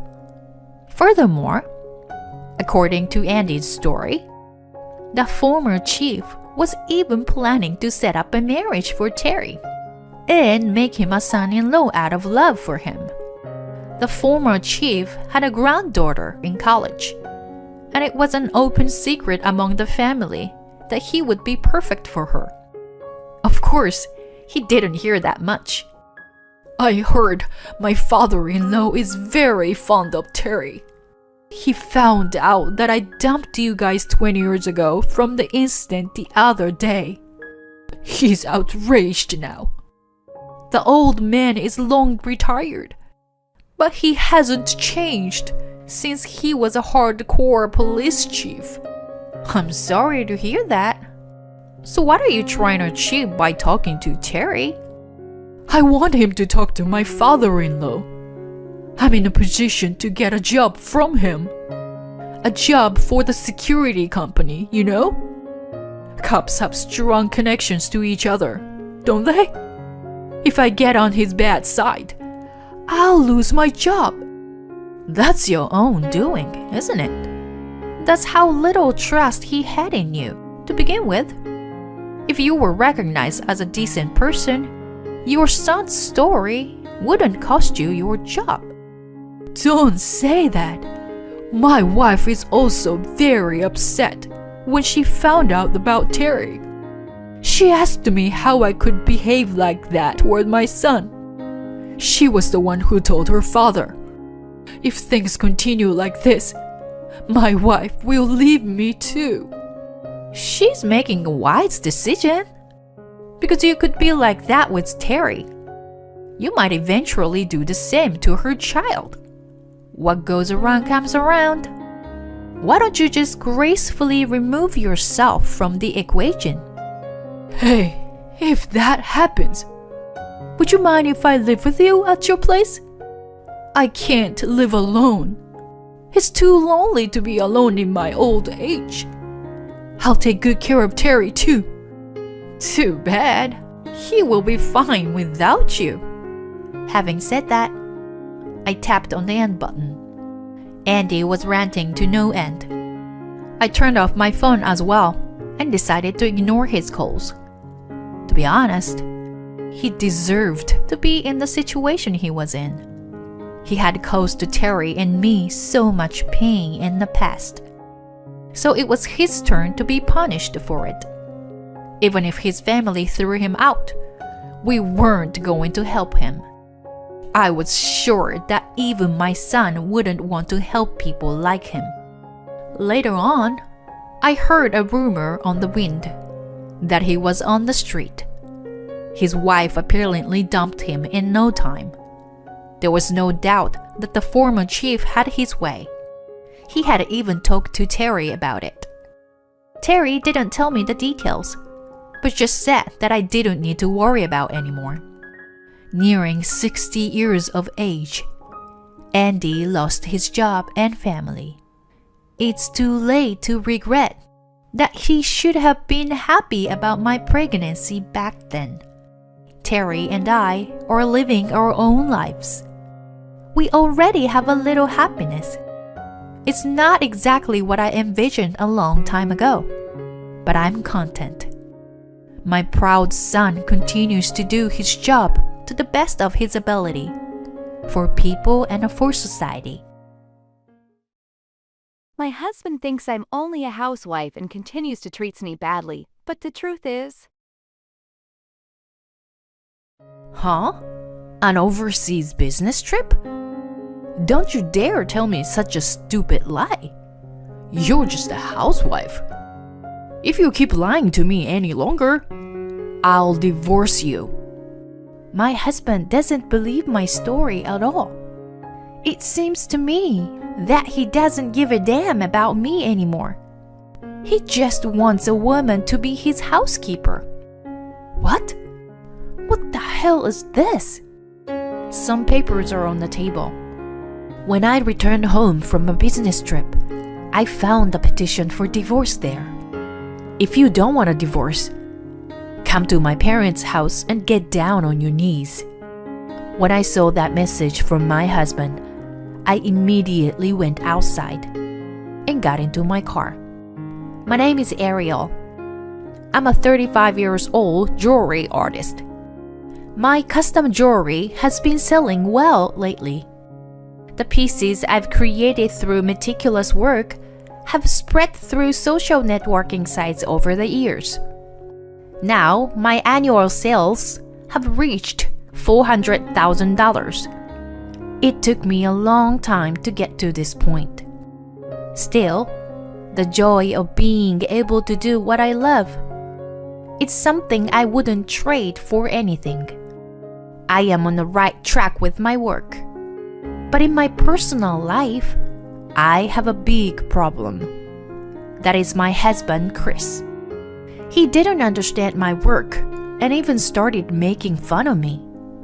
I keep trying to explain my work to him, but he never believes me. If it continues like this, I may have reached my limit. I had come to the point where I was thinking those negative things. My husband Chris and I met 10 years ago. We met on a blind date set up by a mutual friend. We hit it off immediately and became attracted to each other. At the time, I was an employee of a large jewelry retailer. My husband is an office worker at a small business. He doesn't make much, but at least has a decent job and is working very hard. At the beginning, he was a gentleman and sweet to me. We had a great relationship as a couple. One day he proposed to me and we got married. After we married, he said he wanted me to focus on stuff around the house, if possible. So I quit my job. At the time, I also had a dream of becoming a jewelry artist and creating more of my own pieces. But due to its popularity, the jewelry store was very busy and short-staffed. So I had no time to work on my own pieces, and I was feeling a bit impatient. It was a perfect opportunity for me to quit my job. I became a full-time housewife and devoted myself to making artwork in my free time during the day. At the time, my husband was very encouraging toward my work. Wow, the design and the precision are amazing for such a small piece. Thank you, hon. I'm glad to hear you say that. Ariel, you are a genius. I can't believe you can make something like this. My husband's praise made me very happy. I continued to work on my pieces. In the beginning, I sold a few items at online auctions. It was a great pleasure for me to be able to actually deliver my work to someone. This experience strengthened my desire to become a jewelry artist. My parents and friends supported my dream and gave me a lot of advice. One of my friends told my story to his friends who runs a business, and he told me how to sell my products and how to do business. They even reached popular jewelry artists for me to learn something new. They all helped me to achieve my dream. Thanks to them, I was able to set up my own website to sell my products. I also started posting on social networking sites, and the number of followers quickly grew. In a few years, I succeeded in creating a platform for spreading my work around the world. All I had to do was create more and more works and sell them steadily. I continued to work hard. I created new pieces, took pictures of them, and posted them on social networking sites. Then I would direct people to my online store to purchase my products. Day after day, the process repeats itself. As I continued this steady activity, sales gradually increased. I was earning at least $4,000 a month. When I told this to my husband, he was surprised and could not believe it. No kidding! Are you really earning that much? Yeah, I'm getting paid pretty well. Whoa, Ariel, it's amazing you can earn money like that. I can't imagine what it's like for me as a normal office worker. I thought it was a cute reaction and laughed a little because he was so surprised. At the time, I thought that I would like to see more of his cute reaction. I continued to create and promote more works. The number of designs now exceeded several hundred. I am also making pieces to order based on the customer's desired design. In any case, I make a piece after receiving an order. So even though I have a lot of designs, I don't have that much extra stock in my room. Therefore, I can secure a place to work, even if it is only in my room. I continued to work in this way, and my sales grew steadily. But one day, my husband started acting differently. He started to give me the cold shoulder. Hey, Ariel, are you still in this hobby? What? I mean, this is my job. What are you talking about? Just because you make a few extra bucks, you call it a job? What? You don't have to say it like that. I take pride in each and every piece I make. Nobody cares about the pride of a housewife like you. Why are you coming at me like that? You stay in your room day in, day out. You're kinda creepy, you know? What?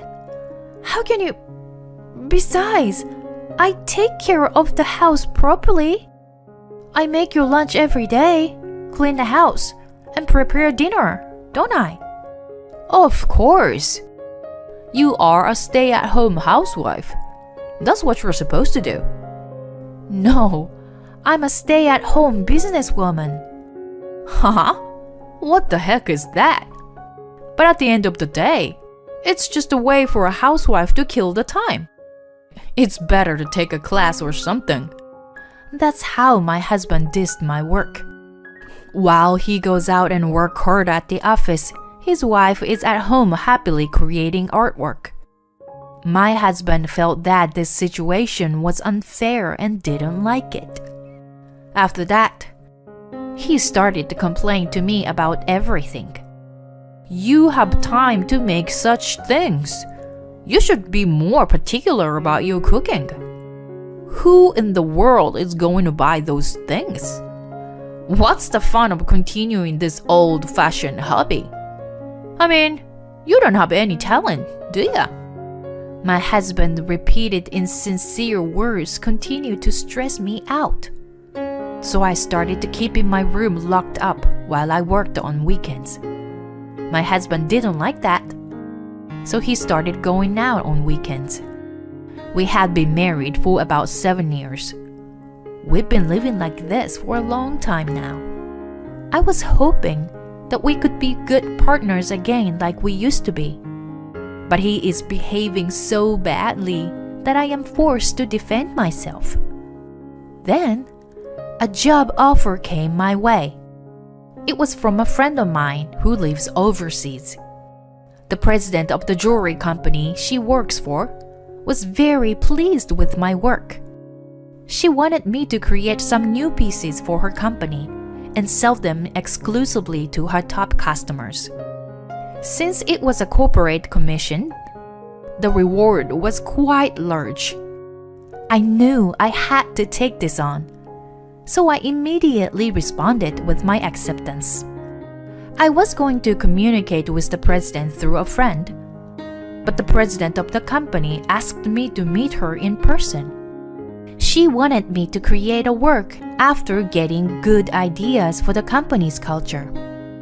She also invited me on a vacation to visit Scandinavian town in Europe for a few days. I was even more excited. I never dreamed that I could go abroad for work. But the business trip was for 2 weeks. That means I won't be able to do any housework during that time. My husband and I were not talking much, but I decided to tell him anyway about the job opportunity. But as I expected, his reaction was cold. What? An overseas business trip? Don't you dare tell me such a stupid lie. You're just a housewife. I'm not just a housewife. I'm also a businesswoman. The jewelry I'm making is being sold as products. It's a respectable job. How many times do I have to tell you? I'm tired of your delusions. Why don't you just concentrate on your housework? If you keep lying to me, I'll divorce you. Divorce? How can you say such a thing?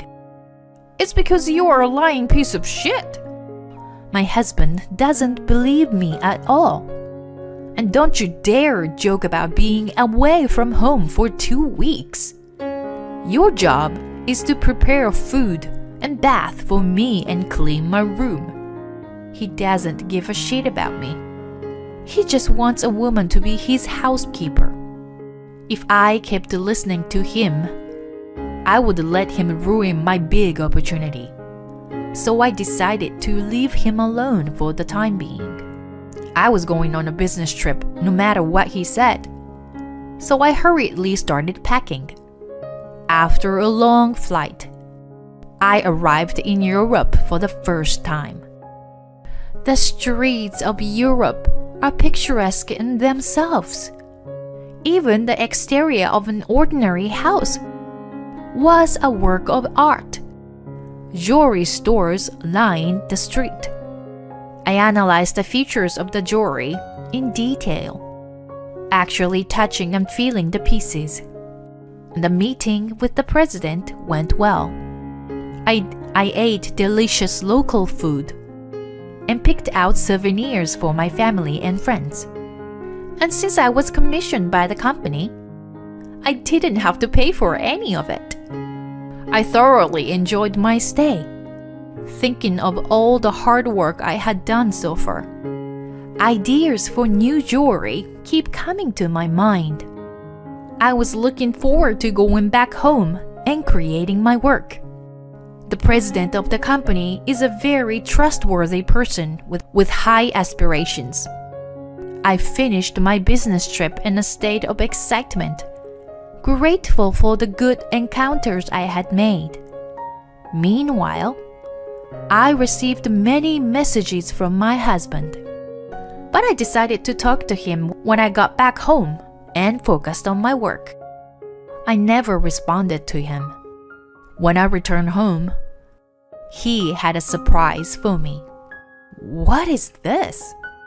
A few sheets of paper on the table. When I returned from a business trip, I found a petition for divorce there. My husband was very angry because I had not returned home for a long time, and he wanted to divorce me. I immediately called him on the phone. "Where are you? What the heck with that divorce papers?" And this is what he yelled at me. I don't need a useless piece of shit like you anymore.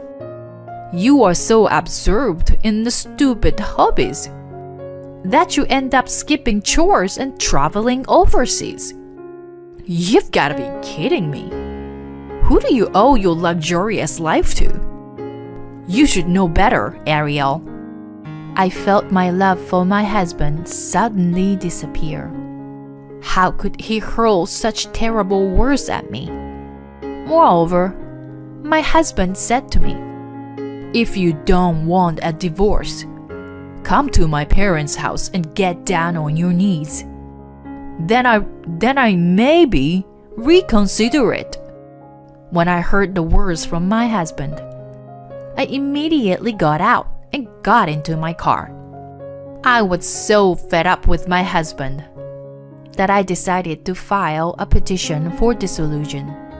I went home first and explained the situation to my parents, and I moved all my belongings to my parents' house with their help. I decided to go ahead with the work while living at home for the time being. In the meantime, my husband sent me text messages telling me to hurry up and apologize and not to be so stubborn. But I ignored them. Then, about a week after I left home, my husband started to call me on my phone all day. I decided it was time to pick up the phone. Ariel, what the hell is going on? Why is all your stuff gone? Of course, it's because I left. Are you kidding me? How long are you going to act like that? What are you talking about? Act like what? I'm already fed up with you, Chris. You're not going to understand my work forever. You're still talking about your hobbies. What an idiot. I mean, you've been delusional for years now. What? I don't care. Then go ahead and think I'm delusional. We're gonna be strangers anyway. Oh, thank you for the papers you left behind. I filed them with the court. What? What the? Did you file them? That was just a threat. Chris, you are such an asshole. But even if it was a threat, you actually prepared the papers. It proves that you did intend to divorce me. When I said that, he started to lose his temper. Enough. Whatever. If you want, I'll divorce you. Ariel, you will regret this. You can't even make a little money on your own. Without me, you'll have to live a poor life from now on. I'm gonna live a great life here in this house by myself. I can use all the money I earn only for myself now that you are gone. Suit yourself. I told you, you and I are strangers now. I said that and quickly hung up the phone. After that, I spent my days at home, concentrating on my work. Thankfully, my mother mostly did the housework, so I can work even more than before. I never run out of good ideas because I don't have to be bothered by anyone. Then my husband called me again. What the hell do you want this time, Chris? Why is the rent so high? What are you talking about? You said you wanted to live there. But how did you manage with this kind of rent? Now you realized? I was already making more money than you, so I was paying half the rent. Even living expenses like food and stuff came out of my income. My husband was speechless when I said that. Jesus, You really made that much money? You still don't believe me at all. You're helpless. Well, you should just go on living like that, living by your means. You can only understand the reality when the money starts running out. When I said that, he became very calm. I'm sorry, Ariel. I'm sorry. Please, come back. Let's start again. What? Are you kidding me? After giving me so much pain, there's no way we can start over now. Don't call me anymore. You are a stranger to me, and I don't see you anymore. If you come to my parents' house, I'll report you immediately. Don't say that, Ariel. Please. My husband sounded like he was about to disappear. I ignored him, hung up, and blocked the calls. After that, my in-laws found out more about my ex-husband. I heard that he was kicked out of the house in disgust. And when he couldn't pay the rent, he was evicted from there too. Moreover, he thought he could afford to be extravagant when he divorced me. He bought a car, an expensive brand name goods, and spent a lot of money. Of course, all of that is now debt, and he is living in a shabby apartment while trying to pay off. It took a while, but I managed to get a formal divorce from him. I continue to work as a jewelry artist. My overseas work has been very successful, and I am in talks for an exclusive contract. I am thankful to be able to spend every day doing what I love. I will continue to put my heart and soul into my work, who buy my jewelry. Thank you for watching to the end. Please subscribe to our channel if you like. See you in the next video. My husband started throwing away my father's personal belongings when he thought my father was dying of cancer, but... My name is Bella. I'm a 45-year-old housewife. My husband Peter and I have 2 high school daughters. We had a peaceful marriage with no drama. But that doesn't mean I don't have any complaints. There are many things about the children, but the biggest frustration is my husband. He is a nervous wreck for better or worse. He thinks that all the housework and childcare should be done by his wife, and he never tries to do any of it. In all these years we have been married, he has never taken out the garbage. He does not cook for himself, not even instant food. Even when I'm sick, he doesn't do it. Don't slack off. It's your duty as a wife to take care of the house. My husband is the kind of man who would yell at me like that. I never heard a word of concern or care from him. If he had at least brought home enough money, I would have been less dissatisfied. But my husband's income was low. I know it's because of the recession, but it's hard to live like this. Both of our daughters in high school want to go to college. I knew we would still have to spend a lot of money. I used to work as part-time, but it was getting hard to make ends meet, so I became a full-time employee. That made things a little better financially, but working a full-time job cut into my time for housework. I have to work overtime and sometimes came home late.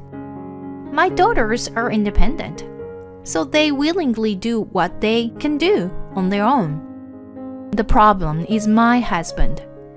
He hates it more than anything when someone messes up his schedule. Hey, it's almost 7 p.m. Why dinner isn't ready yet? Whenever I work late, he calls me on my phone. When I rush home, he's super grumpy and ignores me. Are you a small kid? Just get yourself some food from a deli or something. If I try to tell him something like that, What? I am so tired from work. Why do I have to do that? he gets so angry. Sometimes I talk back to him. I'm working too, and I'm tired too, you know? I was fed up with my husband. One morning, I talked to my husband about something. I'm going to the hospital with my dad on Monday. My dad has aged a lot since my mom died 2 years ago. My parents' house is too far away, and I can't go there often, so I was worried about him. Then, my husband made me an unexpected proposal. My parents are dead, and your father is now my only living relative. Would you like him to move in with us? And my father is now living with us. My father has become completely weak in the legs and feet and has regular checkups at the hospital. Every time I take him to the hospital, my husband asked about his condition. Is he going to be alright? How is he? He's fine. He says he has to stay strong until he sees his great-grandchildren. My father and my husband seem to have no problem. It's comforting to know that you're concerned about him. Huh? What are you talking about? My husband immediately denied it. I was puzzled to understand what he meant. I'm not worried about your father. Attending the hospital takes a certain amount of time and effort. I'm just making sure you have enough time to do your chores. Can you prepare dinner, clean the house? I'm asking you if you were doing everything properly, you know? My husband was that kind of person. I'm so dumbfounded that I'm speechless. I sighed and hurried through the housework as usual. My husband's selfishness is an everyday occurrence. He has always lived as he pleased. He would complain about me working late, but he never leaves a single message when he is working late. When I send him a message asking him why he's not home, he's like, overtime, of course. Moreover, he never tells me in advance what he's going to do on his day off. He's always making plans on a spur of the moment. We're going out today. It's not uncommon for him to suddenly say stuff like that. If I tell him I have something to do, he asks me to cancel it, as if it's something absolutely right. It's just absurd. Especially in the last few years. He seemed to be working overtime more and more, and often misses dinner with us. And yet, he never contacts me, nor does he respond when I ask. So I have no choice but to prepare dinner for him every time. Only when I think he's working overtime and don't prepare dinner, he comes home on time and complains. He was a real pain in the ass. To be honest, I don't want to spend my old age alone with him. I found myself thinking about that. Then, on another Monday, I drove to the hospital with my father. We were supposed to go home after having the usual tests and hearing the result of the diagnosis as usual. But then, something unexpected happened. What? The doctor in front of me was making a difficult face. My father next to me is silently staring at the doctor. A cancer?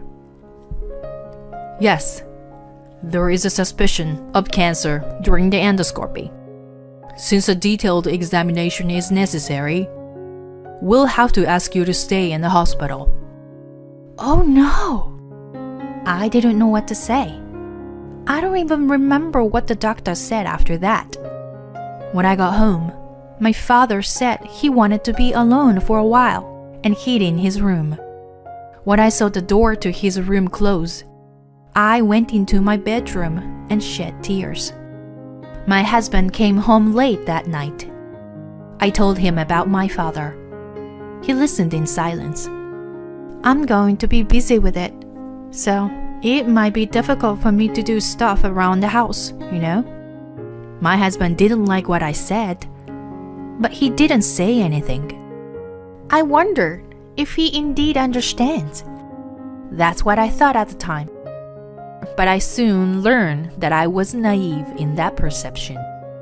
On the holiday, right after my father was admitted to the hospital for tests, my 2 daughters were out and away. As I was walking down the hallway with the vacuum cleaner, I heard a noise coming from my father's room. Could it be a thief? I thought so and grabbed the hard pipe of the vacuum cleaner as a weapon. I fearfully looked into my father's room. I fell on the ground when I saw who it was. It was my husband. "Peter, what are you doing?" I asked my husband in a loud voice. What am I doing? I'm throwing away stuff. What? You don't need your father's stuff anymore. Oh my gosh, Peter! My husband is taking it upon himself to throw away my father's personal belongings. Clothes packed in big bags, his favorite books tied up with strings. Even his photo albums are in the trash. What the hell? Stop it! Just stop it! I tried to stop him in a panic. But your father has cancer, right? He's not going to survive, so we don't need this. My husband has just said the most ridiculous thing. What? We need more tests. We don't know yet. Don't you dare assume he's dying. But he's lost a lot of weight lately. I'm pretty sure it's cancer. I will have this room when it's gone, you know? You have your room? What are you doing? Really? Shut up. I can do whatever I want. My anger reached its peak with my husband's terrible words. He is a selfish man by nature. But I thought his relationship with my father wasn't so bad. I was even grateful to him for allowing me to live with my father. But this is just too wrong, too much to take in. I was against moving in with him in the first place. You'd be neglecting the housework. But you're the one who suggested having him moving in with us. Well, I'm not getting anything in return for it.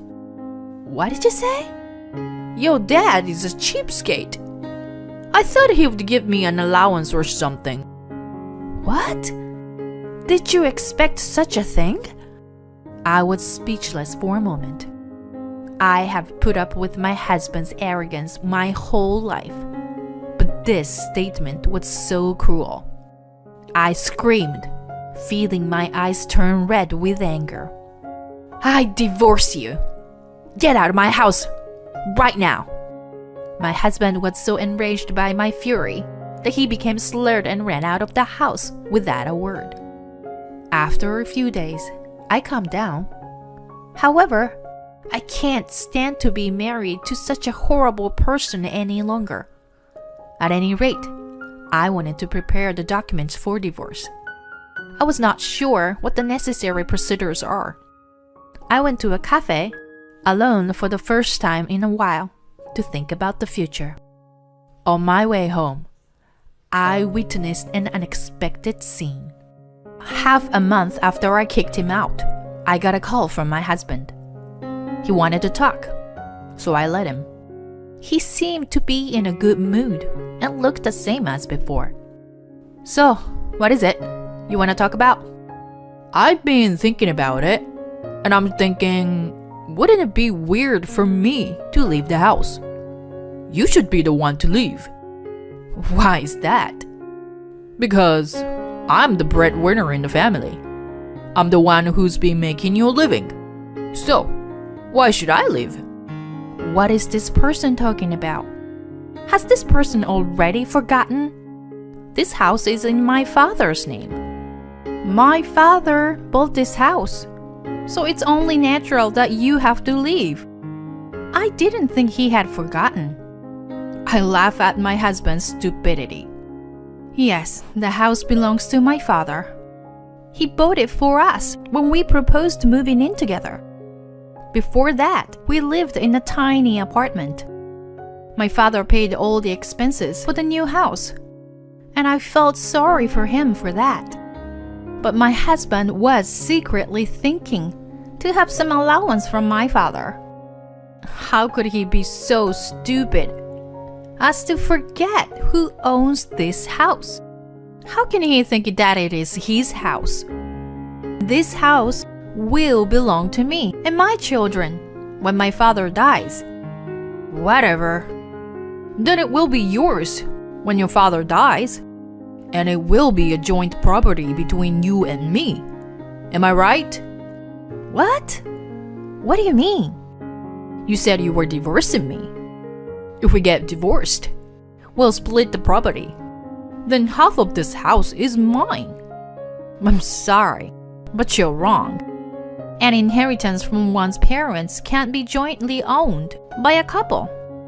Too bad. What? Really? Well, there are exceptions, depending on the circumstances.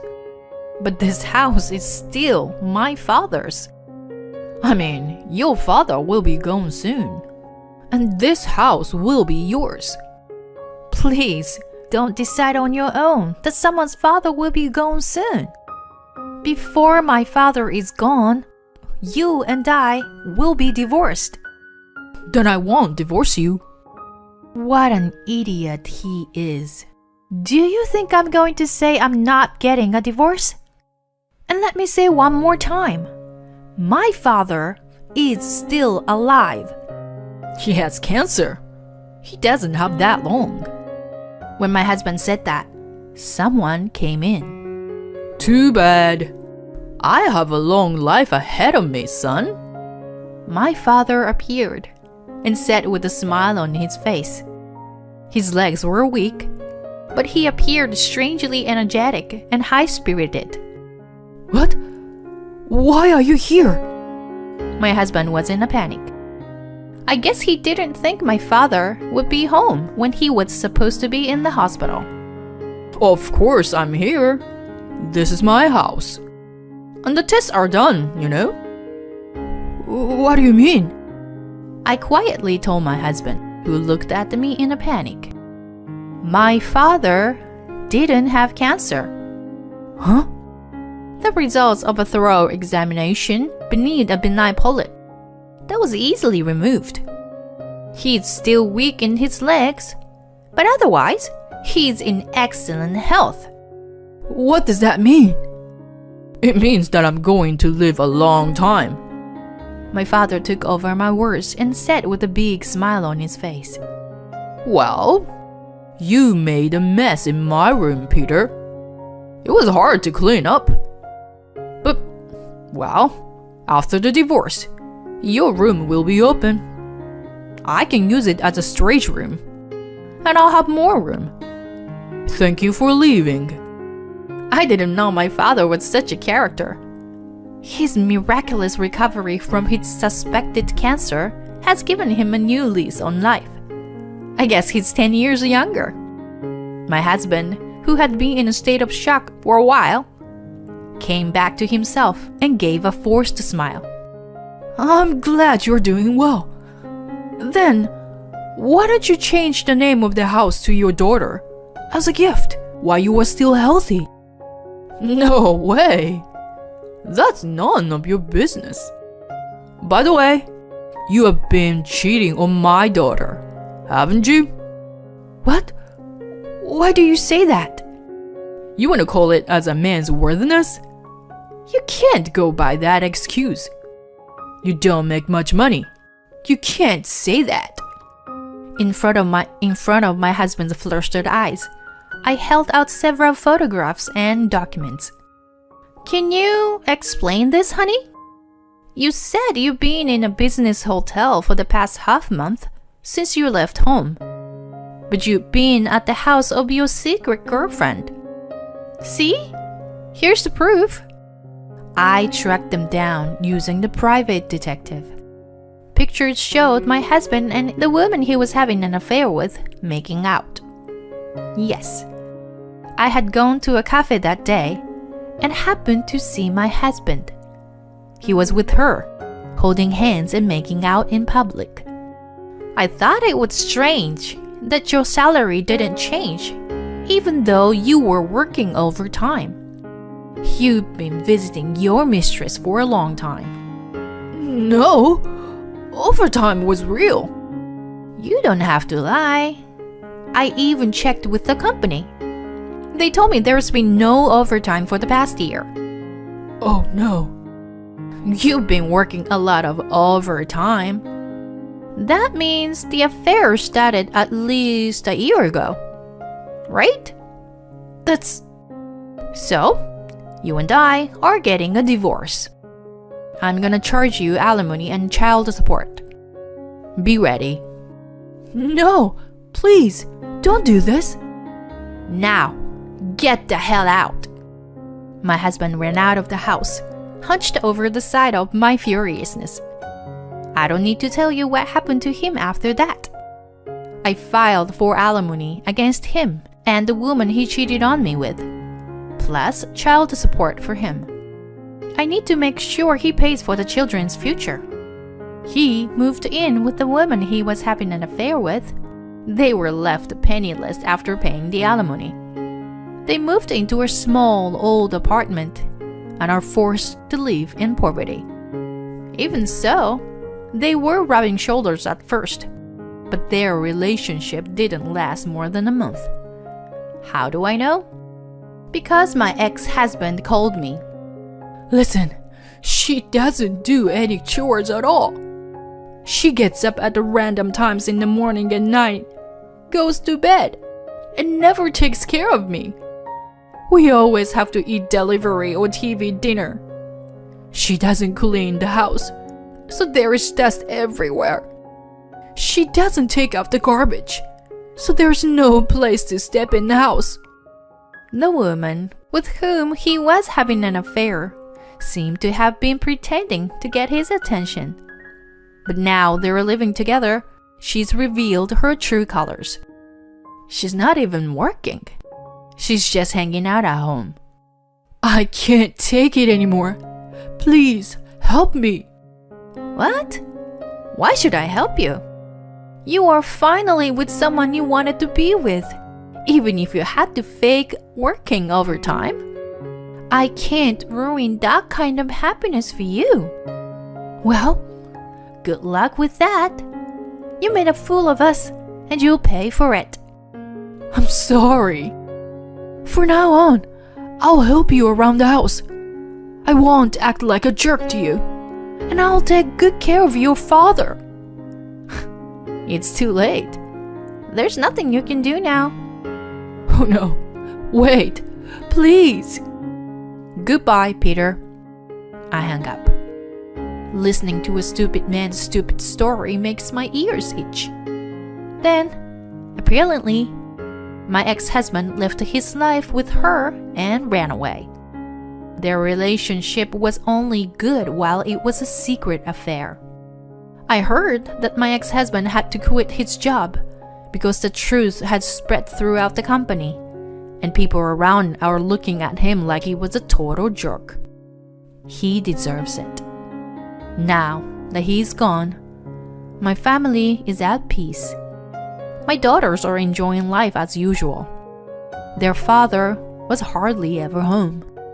And even when he was so selfish that they have no feelings for him at all. They even laugh and say they're glad he's gone. Well, they were adolescents, so the idea of their father cheating was nothing but creepy. They say they'll never invite him to their weddings.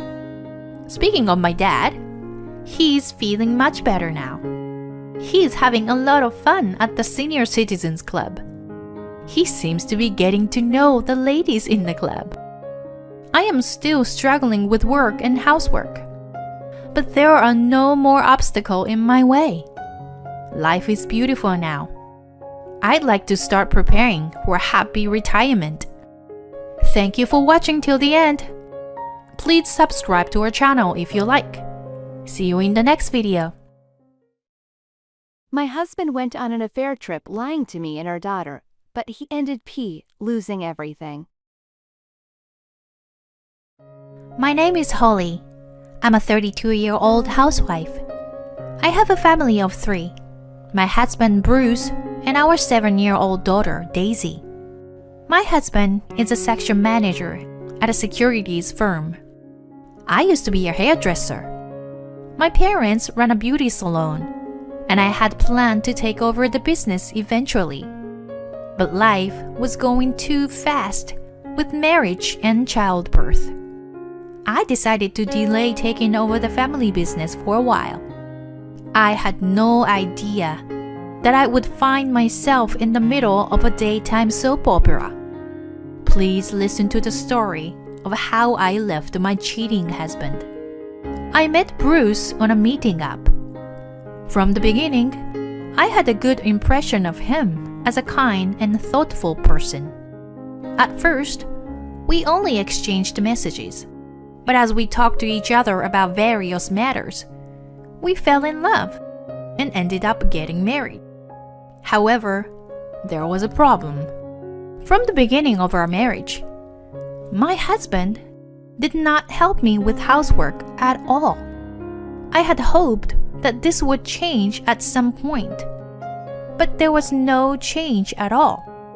Still, as luck would have it, I soon became pregnant and had our baby girl, Daisy.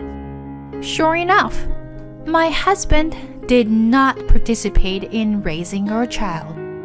If I asked him to do anything, he would suddenly flip a switch and act like a jerk. I work hard to support the family. You were supposed to do everything around the house. Even if I ask him to do something very small, he can still destroy things if he is in a bad mood. In the end, I realized that it was impossible to ask for help, so I always did my best on my own. Furthermore, my husband's work suddenly became very busy when Daisy was getting to daycare. He was on more business trips and away from home even on weekends. Whenever he came home, he would often say, "I'm tired," and go straight to the bedroom. Even so, I thought I was taking care of everything at home for my busy husband. A day before my daughter's 5th birthday, I told my husband about the plan.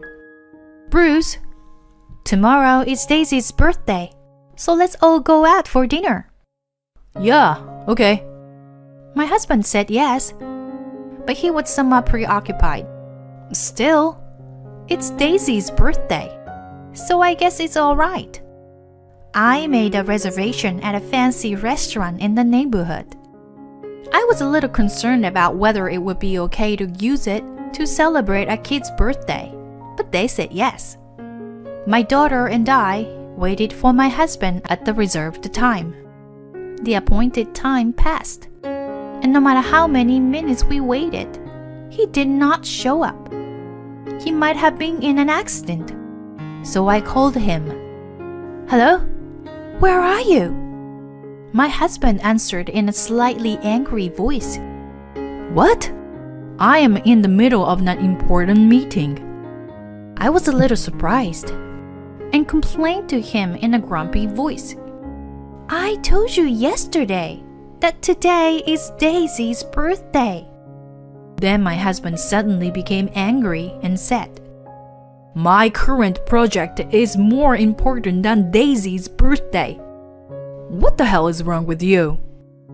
Don't you understand the importance of my work? With that, my husband hung up the phone. "Daisy, I'm sorry. Daddy's very busy. I'm so sorry." I apologized to my daughter, and she cheerfully replied, "It's okay.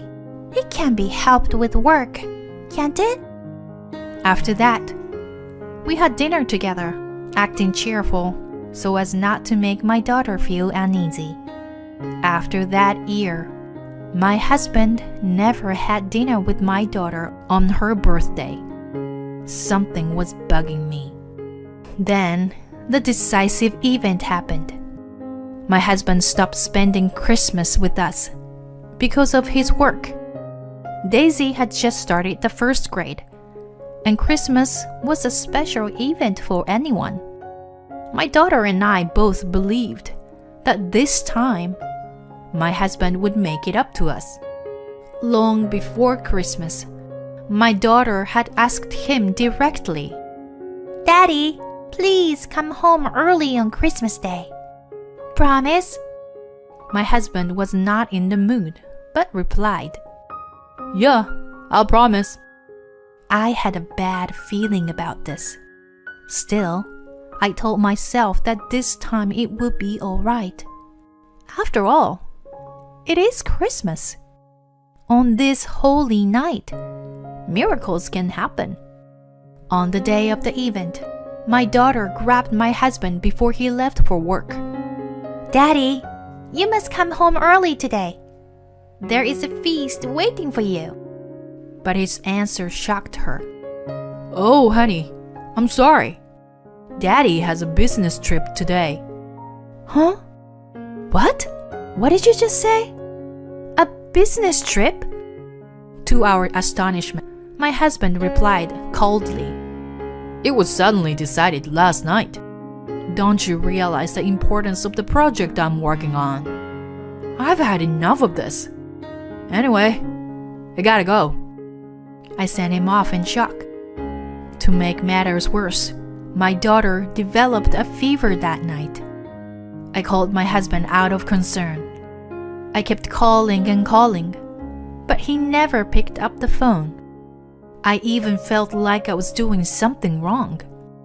I called his office instead, because I didn't know what else to do. Your husband? Isn't he taking a day off today? Due to illness. Huh? I can feel my head spinning. He said he was on a business trip. I took a few deep breaths in a desperate attempt to get a handle on my stirred up mind. I had a gut feeling. Woman, my husband is having an affair. That night, my daughter's fever was well under control by the time she went to bed. I was relieved she is better. My daughter was sleeping peacefully. I had a glass of wine alone in the daze. Before I knew it, tears were streaming down on my face. My husband hurt my beloved daughter repeatedly. I need to be strong for my daughter. I vowed to my daughter, who was sleeping innocently, I'll find proof of the affair and get a divorce. And I will be living a happy life with my daughter. I silently decided. My husband didn't stay home for New Year's. I didn't even care. I no longer cried or grieved. Soon after the New Year, I hired a private detective to have my husband's background checked. The results were immediate. Exactly what I expected. Super guilty. I checked the photo of them going in and out of hotels. Disgusting. They also showed me photos of them eating and talking together and making out in public. I asked them to identify the woman and her social networking sites. It turned out that the woman was a direct subordinate of my husband. Her name is Tess, and she is 27 years old. She seems like a woman who likes to show off quite a bit, and one of the deciding factors was her social media. My husband had been seen in her posts on the same day of my daughter's birthday, Christmas, and New Year's. June 7th, on a date with my boyfriend.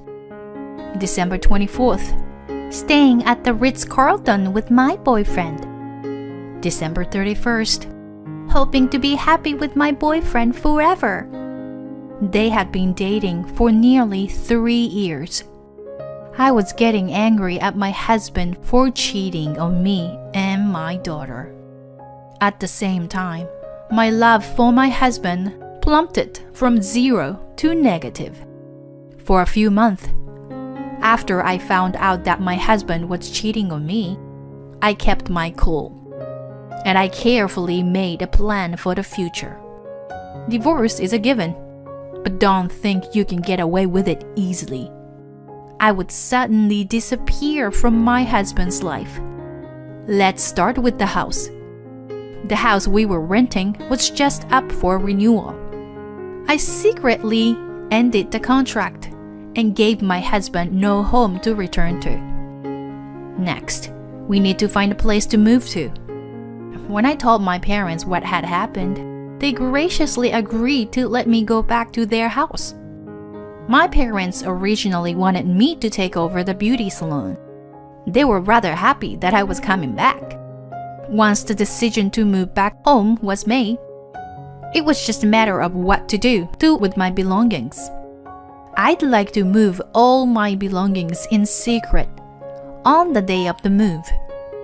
I moved our belongings little by little to my parents' house while my husband was away. My husband has never been interested in me. He didn't seem to notice that my belongings were gradually decreasing.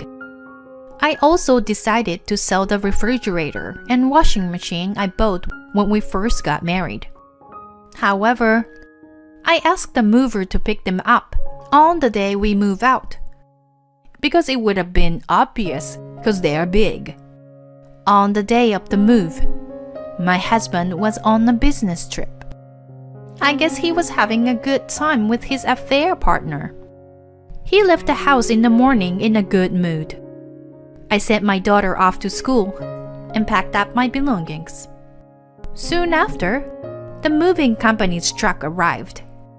One by one, the items of furniture were removed from the house. Then I received a phone call from my husband. I was surprised, and I picked up the phone. Hello? Hey, it's me. What's going on? There seemed to be a lot of noise. Oh no. I answer. I took the utmost care not to show my agitation. Noise? Oh, I'm out shopping right now. There's some construction work going on nearby. I see. Well, I was supposed to come back tomorrow, but it turned out to be the day after tomorrow. Great, I thought to myself. Okay, well, take care. I cheerfully hung up the phone. Then I hurriedly continued my work. Meanwhile, the movers finished their work. The refrigerator and the washing machine were out of the room. The room is suddenly deserted.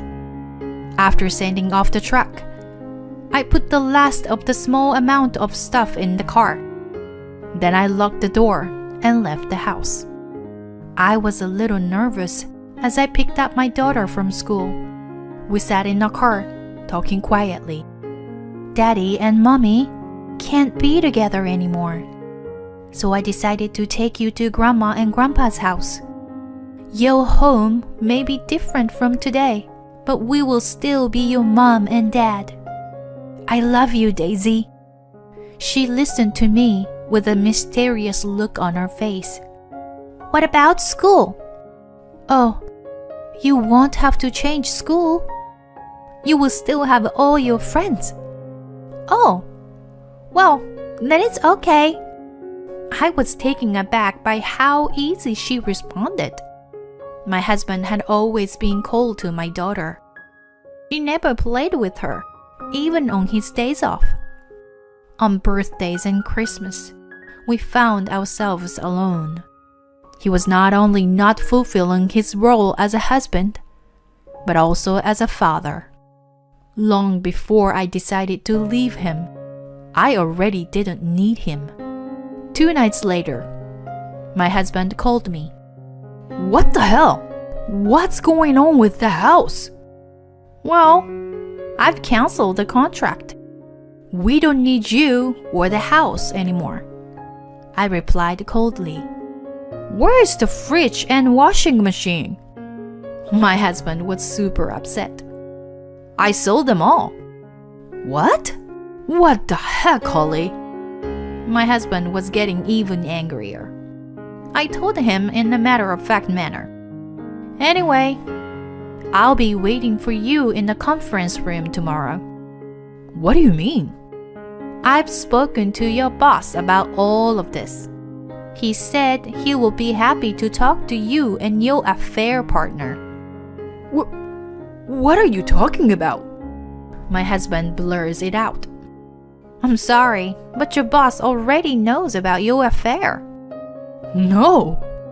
There should be a misunderstanding. You don't trust me? I'm disappointed in you. Come back here, right now. My husband was upset, but I calmly continued. I can't and I won't. I'll see you tomorrow. I hung up the phone. The next day, my husband, the woman he'd been having an affair with, and my husband's boss, the head of the department, gather in the conference room. The atmosphere is really heavy and strange. Let's start with you first, Bruce. The general manager opens the conversation. This is a misunderstanding. My husband immediately retorts. Tess and I only have a professional relationship. I'm sure we get along particularly well, but we've never had an inappropriate relationship. Then what about these pictures? I confronted him the pictures of them going into the hotel or making out. My husband was startled, but calmly replied, We just happened to be passing through the area. Also, you can manipulate those pictures. It's all fake. You made up this whole affair to humiliate me. How dare he can make up such a lie? Well, then, what about this? I read out loud Tessa's post of her Instagram. You look like you were having a good time. Partially, but you were in the picture. See? That's not him. That's someone who looks like him. Your husband looks exactly like my boyfriend. Tess cut in and answered. So it's all a coincidence. And you two have absolutely nothing to be ashamed of. Is that what you're saying? I stared at them, and they nodded. Well, I guess I don't have a choice then, I said, and I saw my husband and Tess smirk at me. I continued. Now then, since you're here, I'd like to meet your boyfriend. I'd like to see your boyfriend who looks exactly like my husband. If you can get him to testify, I'll be satisfied as his wife. What? Tessa's voice trails off. You heard me? I'm asking you to get him over here, I said firmly. Her boyfriend is out of the country right now, so she can't bring him here. My husband starts defending her. Okay then, could you please show me the pictures of your boyfriend in your phone? I persisted. Tess started scrolling up and down with her cell phone.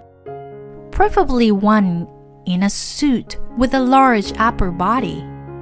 I was watching carefully. And then a few pictures came up. Photos of my husband in a suit. There! So, this is your boyfriend. My husband's look-alike. I asked quietly, and she answered clearly. Yes, you're right. Can you do a close-up of the neck typing in this picture? Larger, a bit larger, please. Thank you.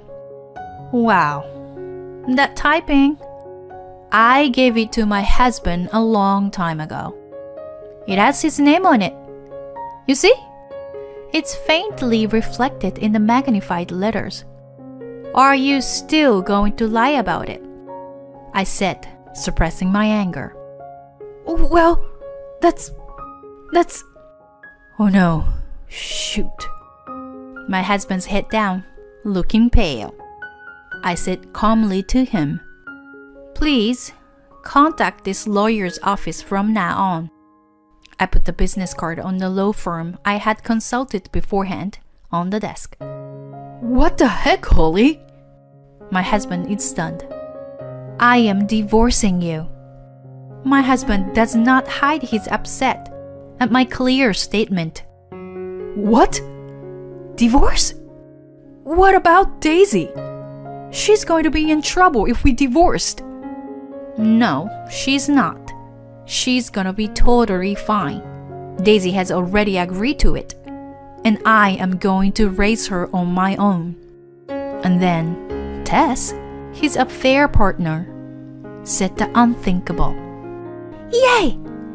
Now we can be together, Bruce.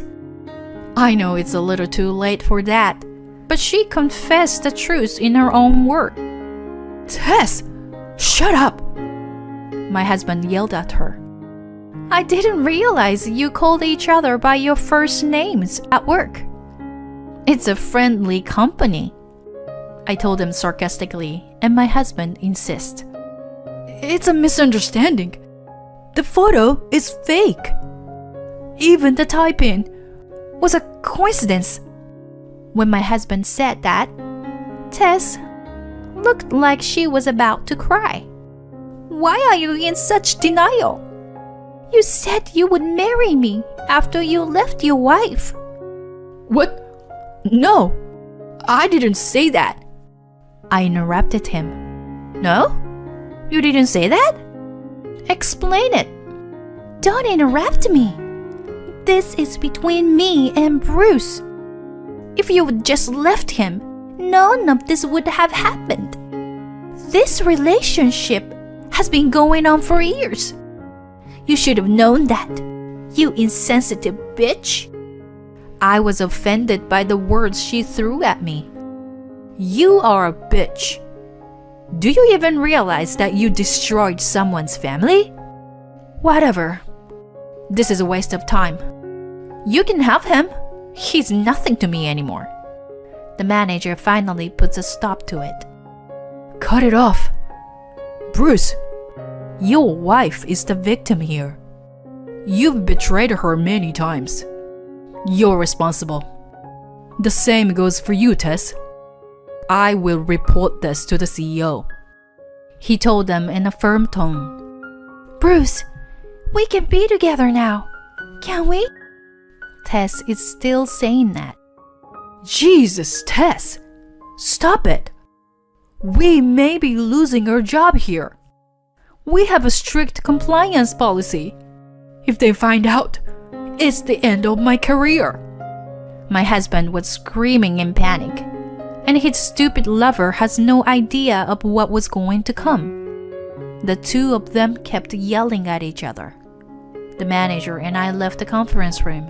We were both disgusted. Go ahead and squabble all you want. Not long after I visited the office, the divorce became official. In this case, my husband's infidelity was the direct reason for the divorce. Alimony and child support was to be paid in full. Of course, I was able to get alimony from the cheating partner as well. My husband was removed from his position and resigned because he could no longer work for the company. Tess, the cheating partner, resigned as well. Later, Tess's parents heard about the affair and were furious. Soon after, they decided to break up. Both my husband and Tess are currently looking for a job. I, on the other hand, took over my parents' hair salon. It's a thriving business because of the buzz around the newest management using social networking site. In addition to my parents' old customers, the number of younger customers has increased. My parents love having their granddaughter around. Daisy seemed to have no feelings for her father, who was always cold to her. I would like to remodel my parents' house in the near future. I don't think I'll ever forget what my ex-husband did to us. You can't understand the despair of being betrayed by someone you love unless you've experienced it. But I think his betrayal has made me an independent woman. I will work hard for my daughter. We have each other. That's all we need. From now on, birthdays and Christmas should be fun for the whole family.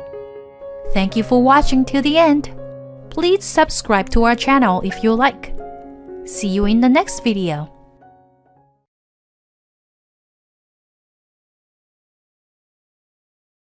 I'm remarrying a woman in her 20s. We're getting a divorce. With a visibly flushed face, the husband shouted, clearly intoxicated. A young woman was supporting him in such a state. From the beginning of their marriage, the husband had a tendency to cheat. Despite promising not to repeat it, during their arguments, he would inevitably stray again once the tension eased. With such repeated incidents, her love for her husband had already faded. But never did she expect him to bring another woman into their home on their 20th wedding anniversary. There, I noticed the woman who was my husband's affair partner, and I couldn't help but burst into laughter. Because that woman was... My name is Emily Adams, 43 years old, working as a nurse, leading a busy life. My family consists of my husband Rob, who is 2 years older, and our daughter Sam, who is now a college student. Sam has moved out since starting college and is living alone in an apartment near the university. Although we regularly keep in touch, it seems like she's doing well on her own. While Sam's life seems to be going smoothly, I can't say the same for Rob and me. My husband Rob has a cheerful personality and easily befriends anyone he likes. Although I was attracted to the differences between us, being an introvert, our marriage has been quite challenging. Since we got married, I've been plagued by countless incidents of Rob's infidelity. Yes, Rob had quite a bad habit of being involved with other women. He would approach and charm any attractive women he came across. Given that he is also a refreshing and handsome guy, women naturally find themselves attracted to him. While being able to get along with anyone may seem like a good thing at first glance, it could also be seen as a potential hazard, like playing with fire. Failing to realize this before marrying Rob was a mistake on my part. Even after marriage, Rob stayed in touch with several female friends. To be honest, it always left me feeling uneasy. I mean, isn't it normal for married people to limit their interactions with friends of the opposite sex? I make an effort not to stay in constant contact with my male friends. However, pointing it out felt embarrassing, as it seemed like I was just being jealous, so I never directly complained to Rob about it. Looking back now, that was a mistake. It all started because Rob's first affair partner barged into our home. She was originally a friend from Rob's high school days, and urged me to divorce Rob. I understand him better. He's more suited for me. There was quite a fuss about this matter, but ultimately when Rob emphatically stated, It was just a fling with her, his affair partner became infatuated with him. Rob came crawling back to me, apologizing and asking for another chance. Since we had just gotten married and there was still some love for him in my heart, I agreed to try to rebuild our relationship. However, Rob continued to cheat with various women afterward. There were instances where his friendships with female friends developed into affairs, and cases where he got involved with women at clubs or bars. After contemplating divorce during one of his many affairs, I discovered I was pregnant at that very moment. Rob, overjoyed, became devoted and took care of me throughout the pregnancy. During this time, all signs of infidelity disappeared, and I was delighted that Rob seemed genuinely content. Rob was incredibly involved with our newborn daughter, Sam. He willingly took care of feeding, changing diapers, and even rushed to comfort Sam when she cried at night. While I managed the household chores, he looked after Sam and took us to various places for outings. I thought we had finally achieved a happy family, but that belief turned out to be overly optimistic. Around the time Sam entered elementary school, Rob's tendency to cheat resurfaced. I was left speechless. While the frequency had decreased compared to his younger days, the fact that he was still unfaithful remained unchanged. I stopped expecting anything from Rob. His issues weren't limited to a poor track record with relationships. His dedication to work was lacking, often taking unwarranted days off and risking getting fired. No matter how much I tried to address both of these shortcomings, there was no improvement in his lazy habits. Currently, Rob contributes only a small amount to the household through part-time work, and he doesn't contribute financially. Our living expenses and our daughter's tuition have been covered by my income as a nurse. Undoubtedly, I am the one supporting our life, yet Rob shows no gratitude towards me. On the contrary, as time goes by, he has started to utter hurtful words and insults towards me. Hey, you've aged, haven't you? Take a look in the mirror. You're covered in wrinkles. How rude. What's gotten into you all of a sudden? I'm already in my 40s. Having a few wrinkles is perfectly normal. You, on the other hand, have aged quite a bit. Maybe pay a bit more attention to your appearance. Just a suggestion. I'm a guy. It doesn't matter for me. You're a woman. How about a little bit of fashion sense? Always wearing plain clothes. It's disappointing to have such a plain wife. Rob, dressed in a sloppy manner, says such things without considering his own appearance. Who on earth is he comparing himself to? I thought his tendency to cheat has settled down after turning 40, but that seems to have been a big mistake. Why did I end up marrying a man like him in the first place? It's too late for regrets now, but if I had known, I should have divorced him at the first instance of infidelity. Despite being affectionate towards Sam, I had forgiven his previous affairs, but my love for him had dwindled considerably. Even though Sam grew up under Rob's care, in her early childhood, she seemed to admire him. However, as she entered the upper grades of elementary school, she began to notice Rob's irresponsible behavior and his tendency to cheat. Although she didn't ignore him since he took care of her, it appears that she harbors a significant amount of contempt. Even when living on her own, Sam expressed concern for me. Mom, are you okay being alone with Dad? He doesn't even contribute much financially and still pushes all the household chores onto you. How about living with me instead? Thank you for your concern. I appreciate the sentiment, but let's not go there. Whenever I try to leave, your father makes a fuss about it. You should focus on yourself. Mom, no matter what happens, I'm on your side. If you ever have any problems, don't keep them to yourself. Talk to me. Sam has truly grown into a kind and gentle child. I think the only thing I can be grateful to Rob for is bringing this child into my life. Despite all his other flaws, this fact alone nearly cancels them out. I've been going along with the marriage out of habit, but maybe it's time for a change. If he wants to cheat so badly, he can just get a divorce and do whatever he wants. The tricky part is that he's likely to reject a straightforward proposal for divorce. All the discussions we've had so far have been unsuccessful. In fact, I've suggested divorce to Rob several times, but each time he would cry, resist, and express a desire to rebuild our relationship. Rob's aversion to divorce doesn't stem from any love for me. Rather, it's because he doesn't want to let go of my income. Mr. Lazy Rob wants to somehow maintain his current carefree lifestyle. I wonder if there's any way to go through with the divorce. I found myself pondering these things every day.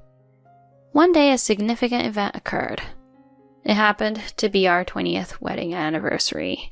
Since I didn't want to hear any complaints from Rob, I had made preparations for a celebration.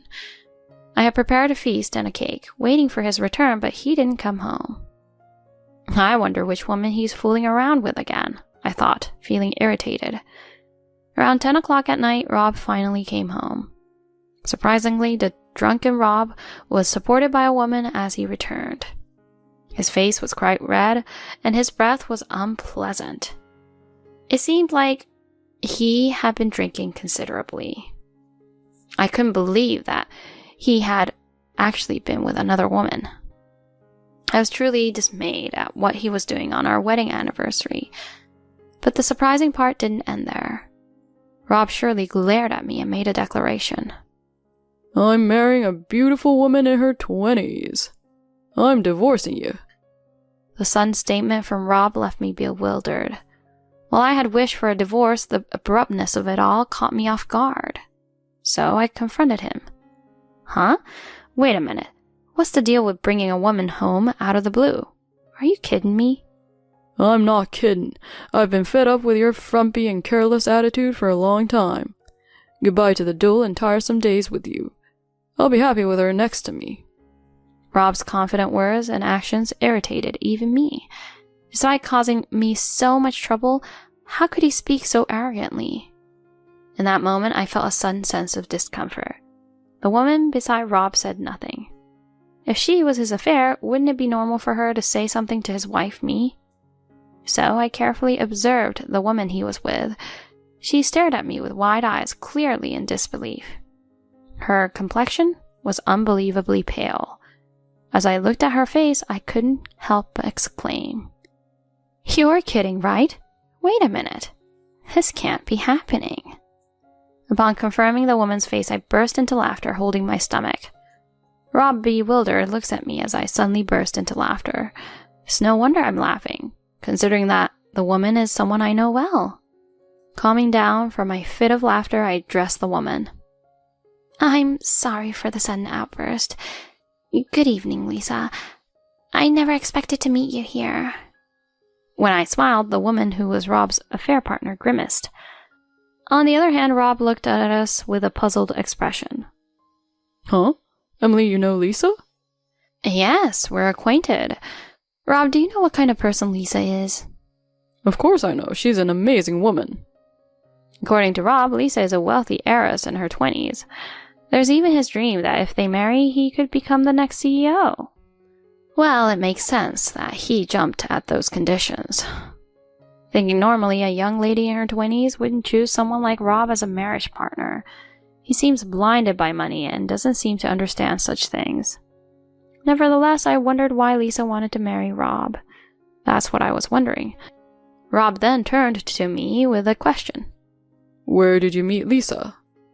There doesn't seem to be any connection. Oh, it was a while ago.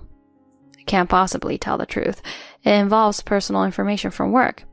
In reality, the place where I work is a clinic specializing in cosmetic surgery, and Lisa was a regular customer there. Lisa had undergone cosmetic procedures so frequently that her original face had become unrecognizable. Surprisingly, she's not the same age as me. She's not even close. She's 47, 2 years older than Rob, who's 45.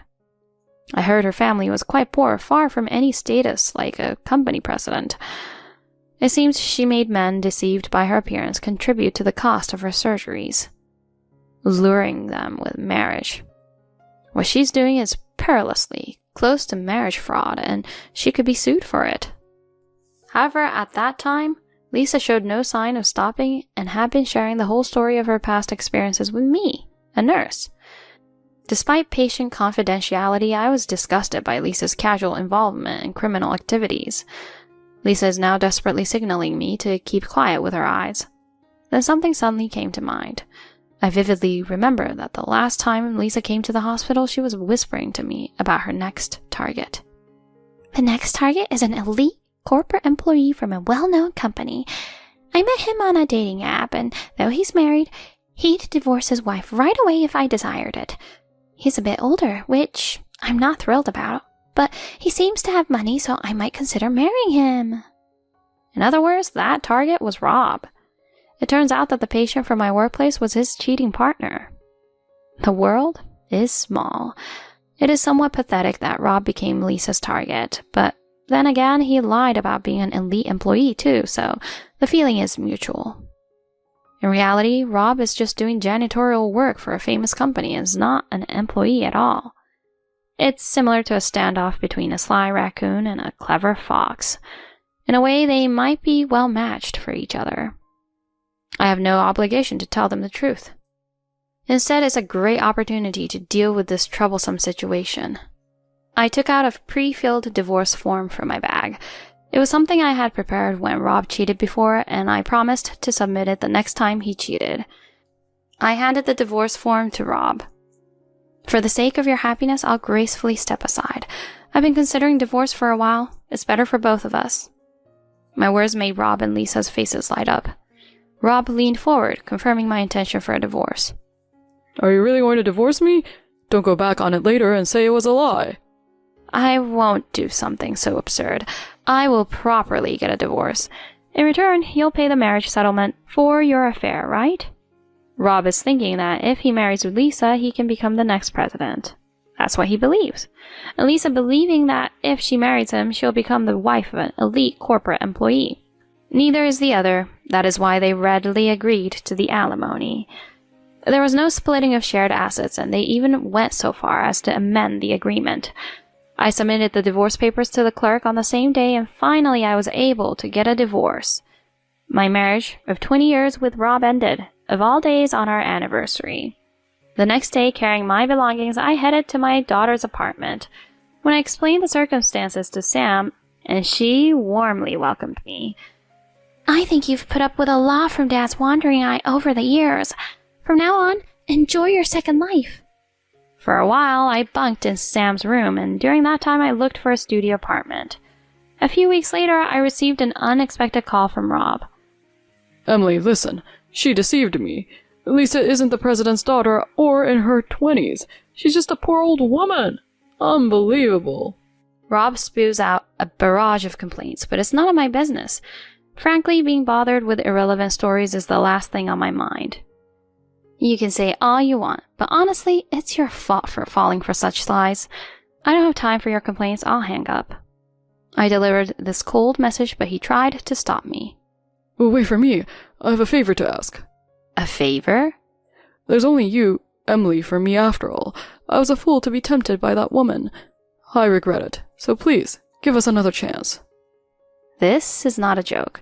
I'm sick of being pushed around by Rob's self-serving words and actions. Don't say stupid things. What advantage do I have in getting back with a cheating fool like you? Your love for me ran out a long time ago. I didn't get divorced until now because you were persistent. Now, I'm truly alive. Please, don't say that. I'm really reflecting on my actions. I'm tired of hearing I'm reflecting and I won't cheat again. Your words are just lies. You have no credibility. Finally being with someone else, and I'm happy. Don't contact me again. Without waiting for Rob's reply, I hung up the phone and blocked his calls. Honestly, I felt relieved, thinking that everything was over. The subsequent discussions went through lawyers, and a month later, the marriage settlement was transferred from Rob and Lisa. Rob seems to have borrowed money from a loan shark, and now he seems to be working day and night in various odd jobs. Lisa, too, apparently took out a loan to repay a vehicle. Currently, she spends her days being pursued by debt collectors while working night jobs. With a marriage settlement from them and my own savings, I am currently enjoying a carefree life on my own. Having tea with my daughter, Sam, and friends is my daily joy.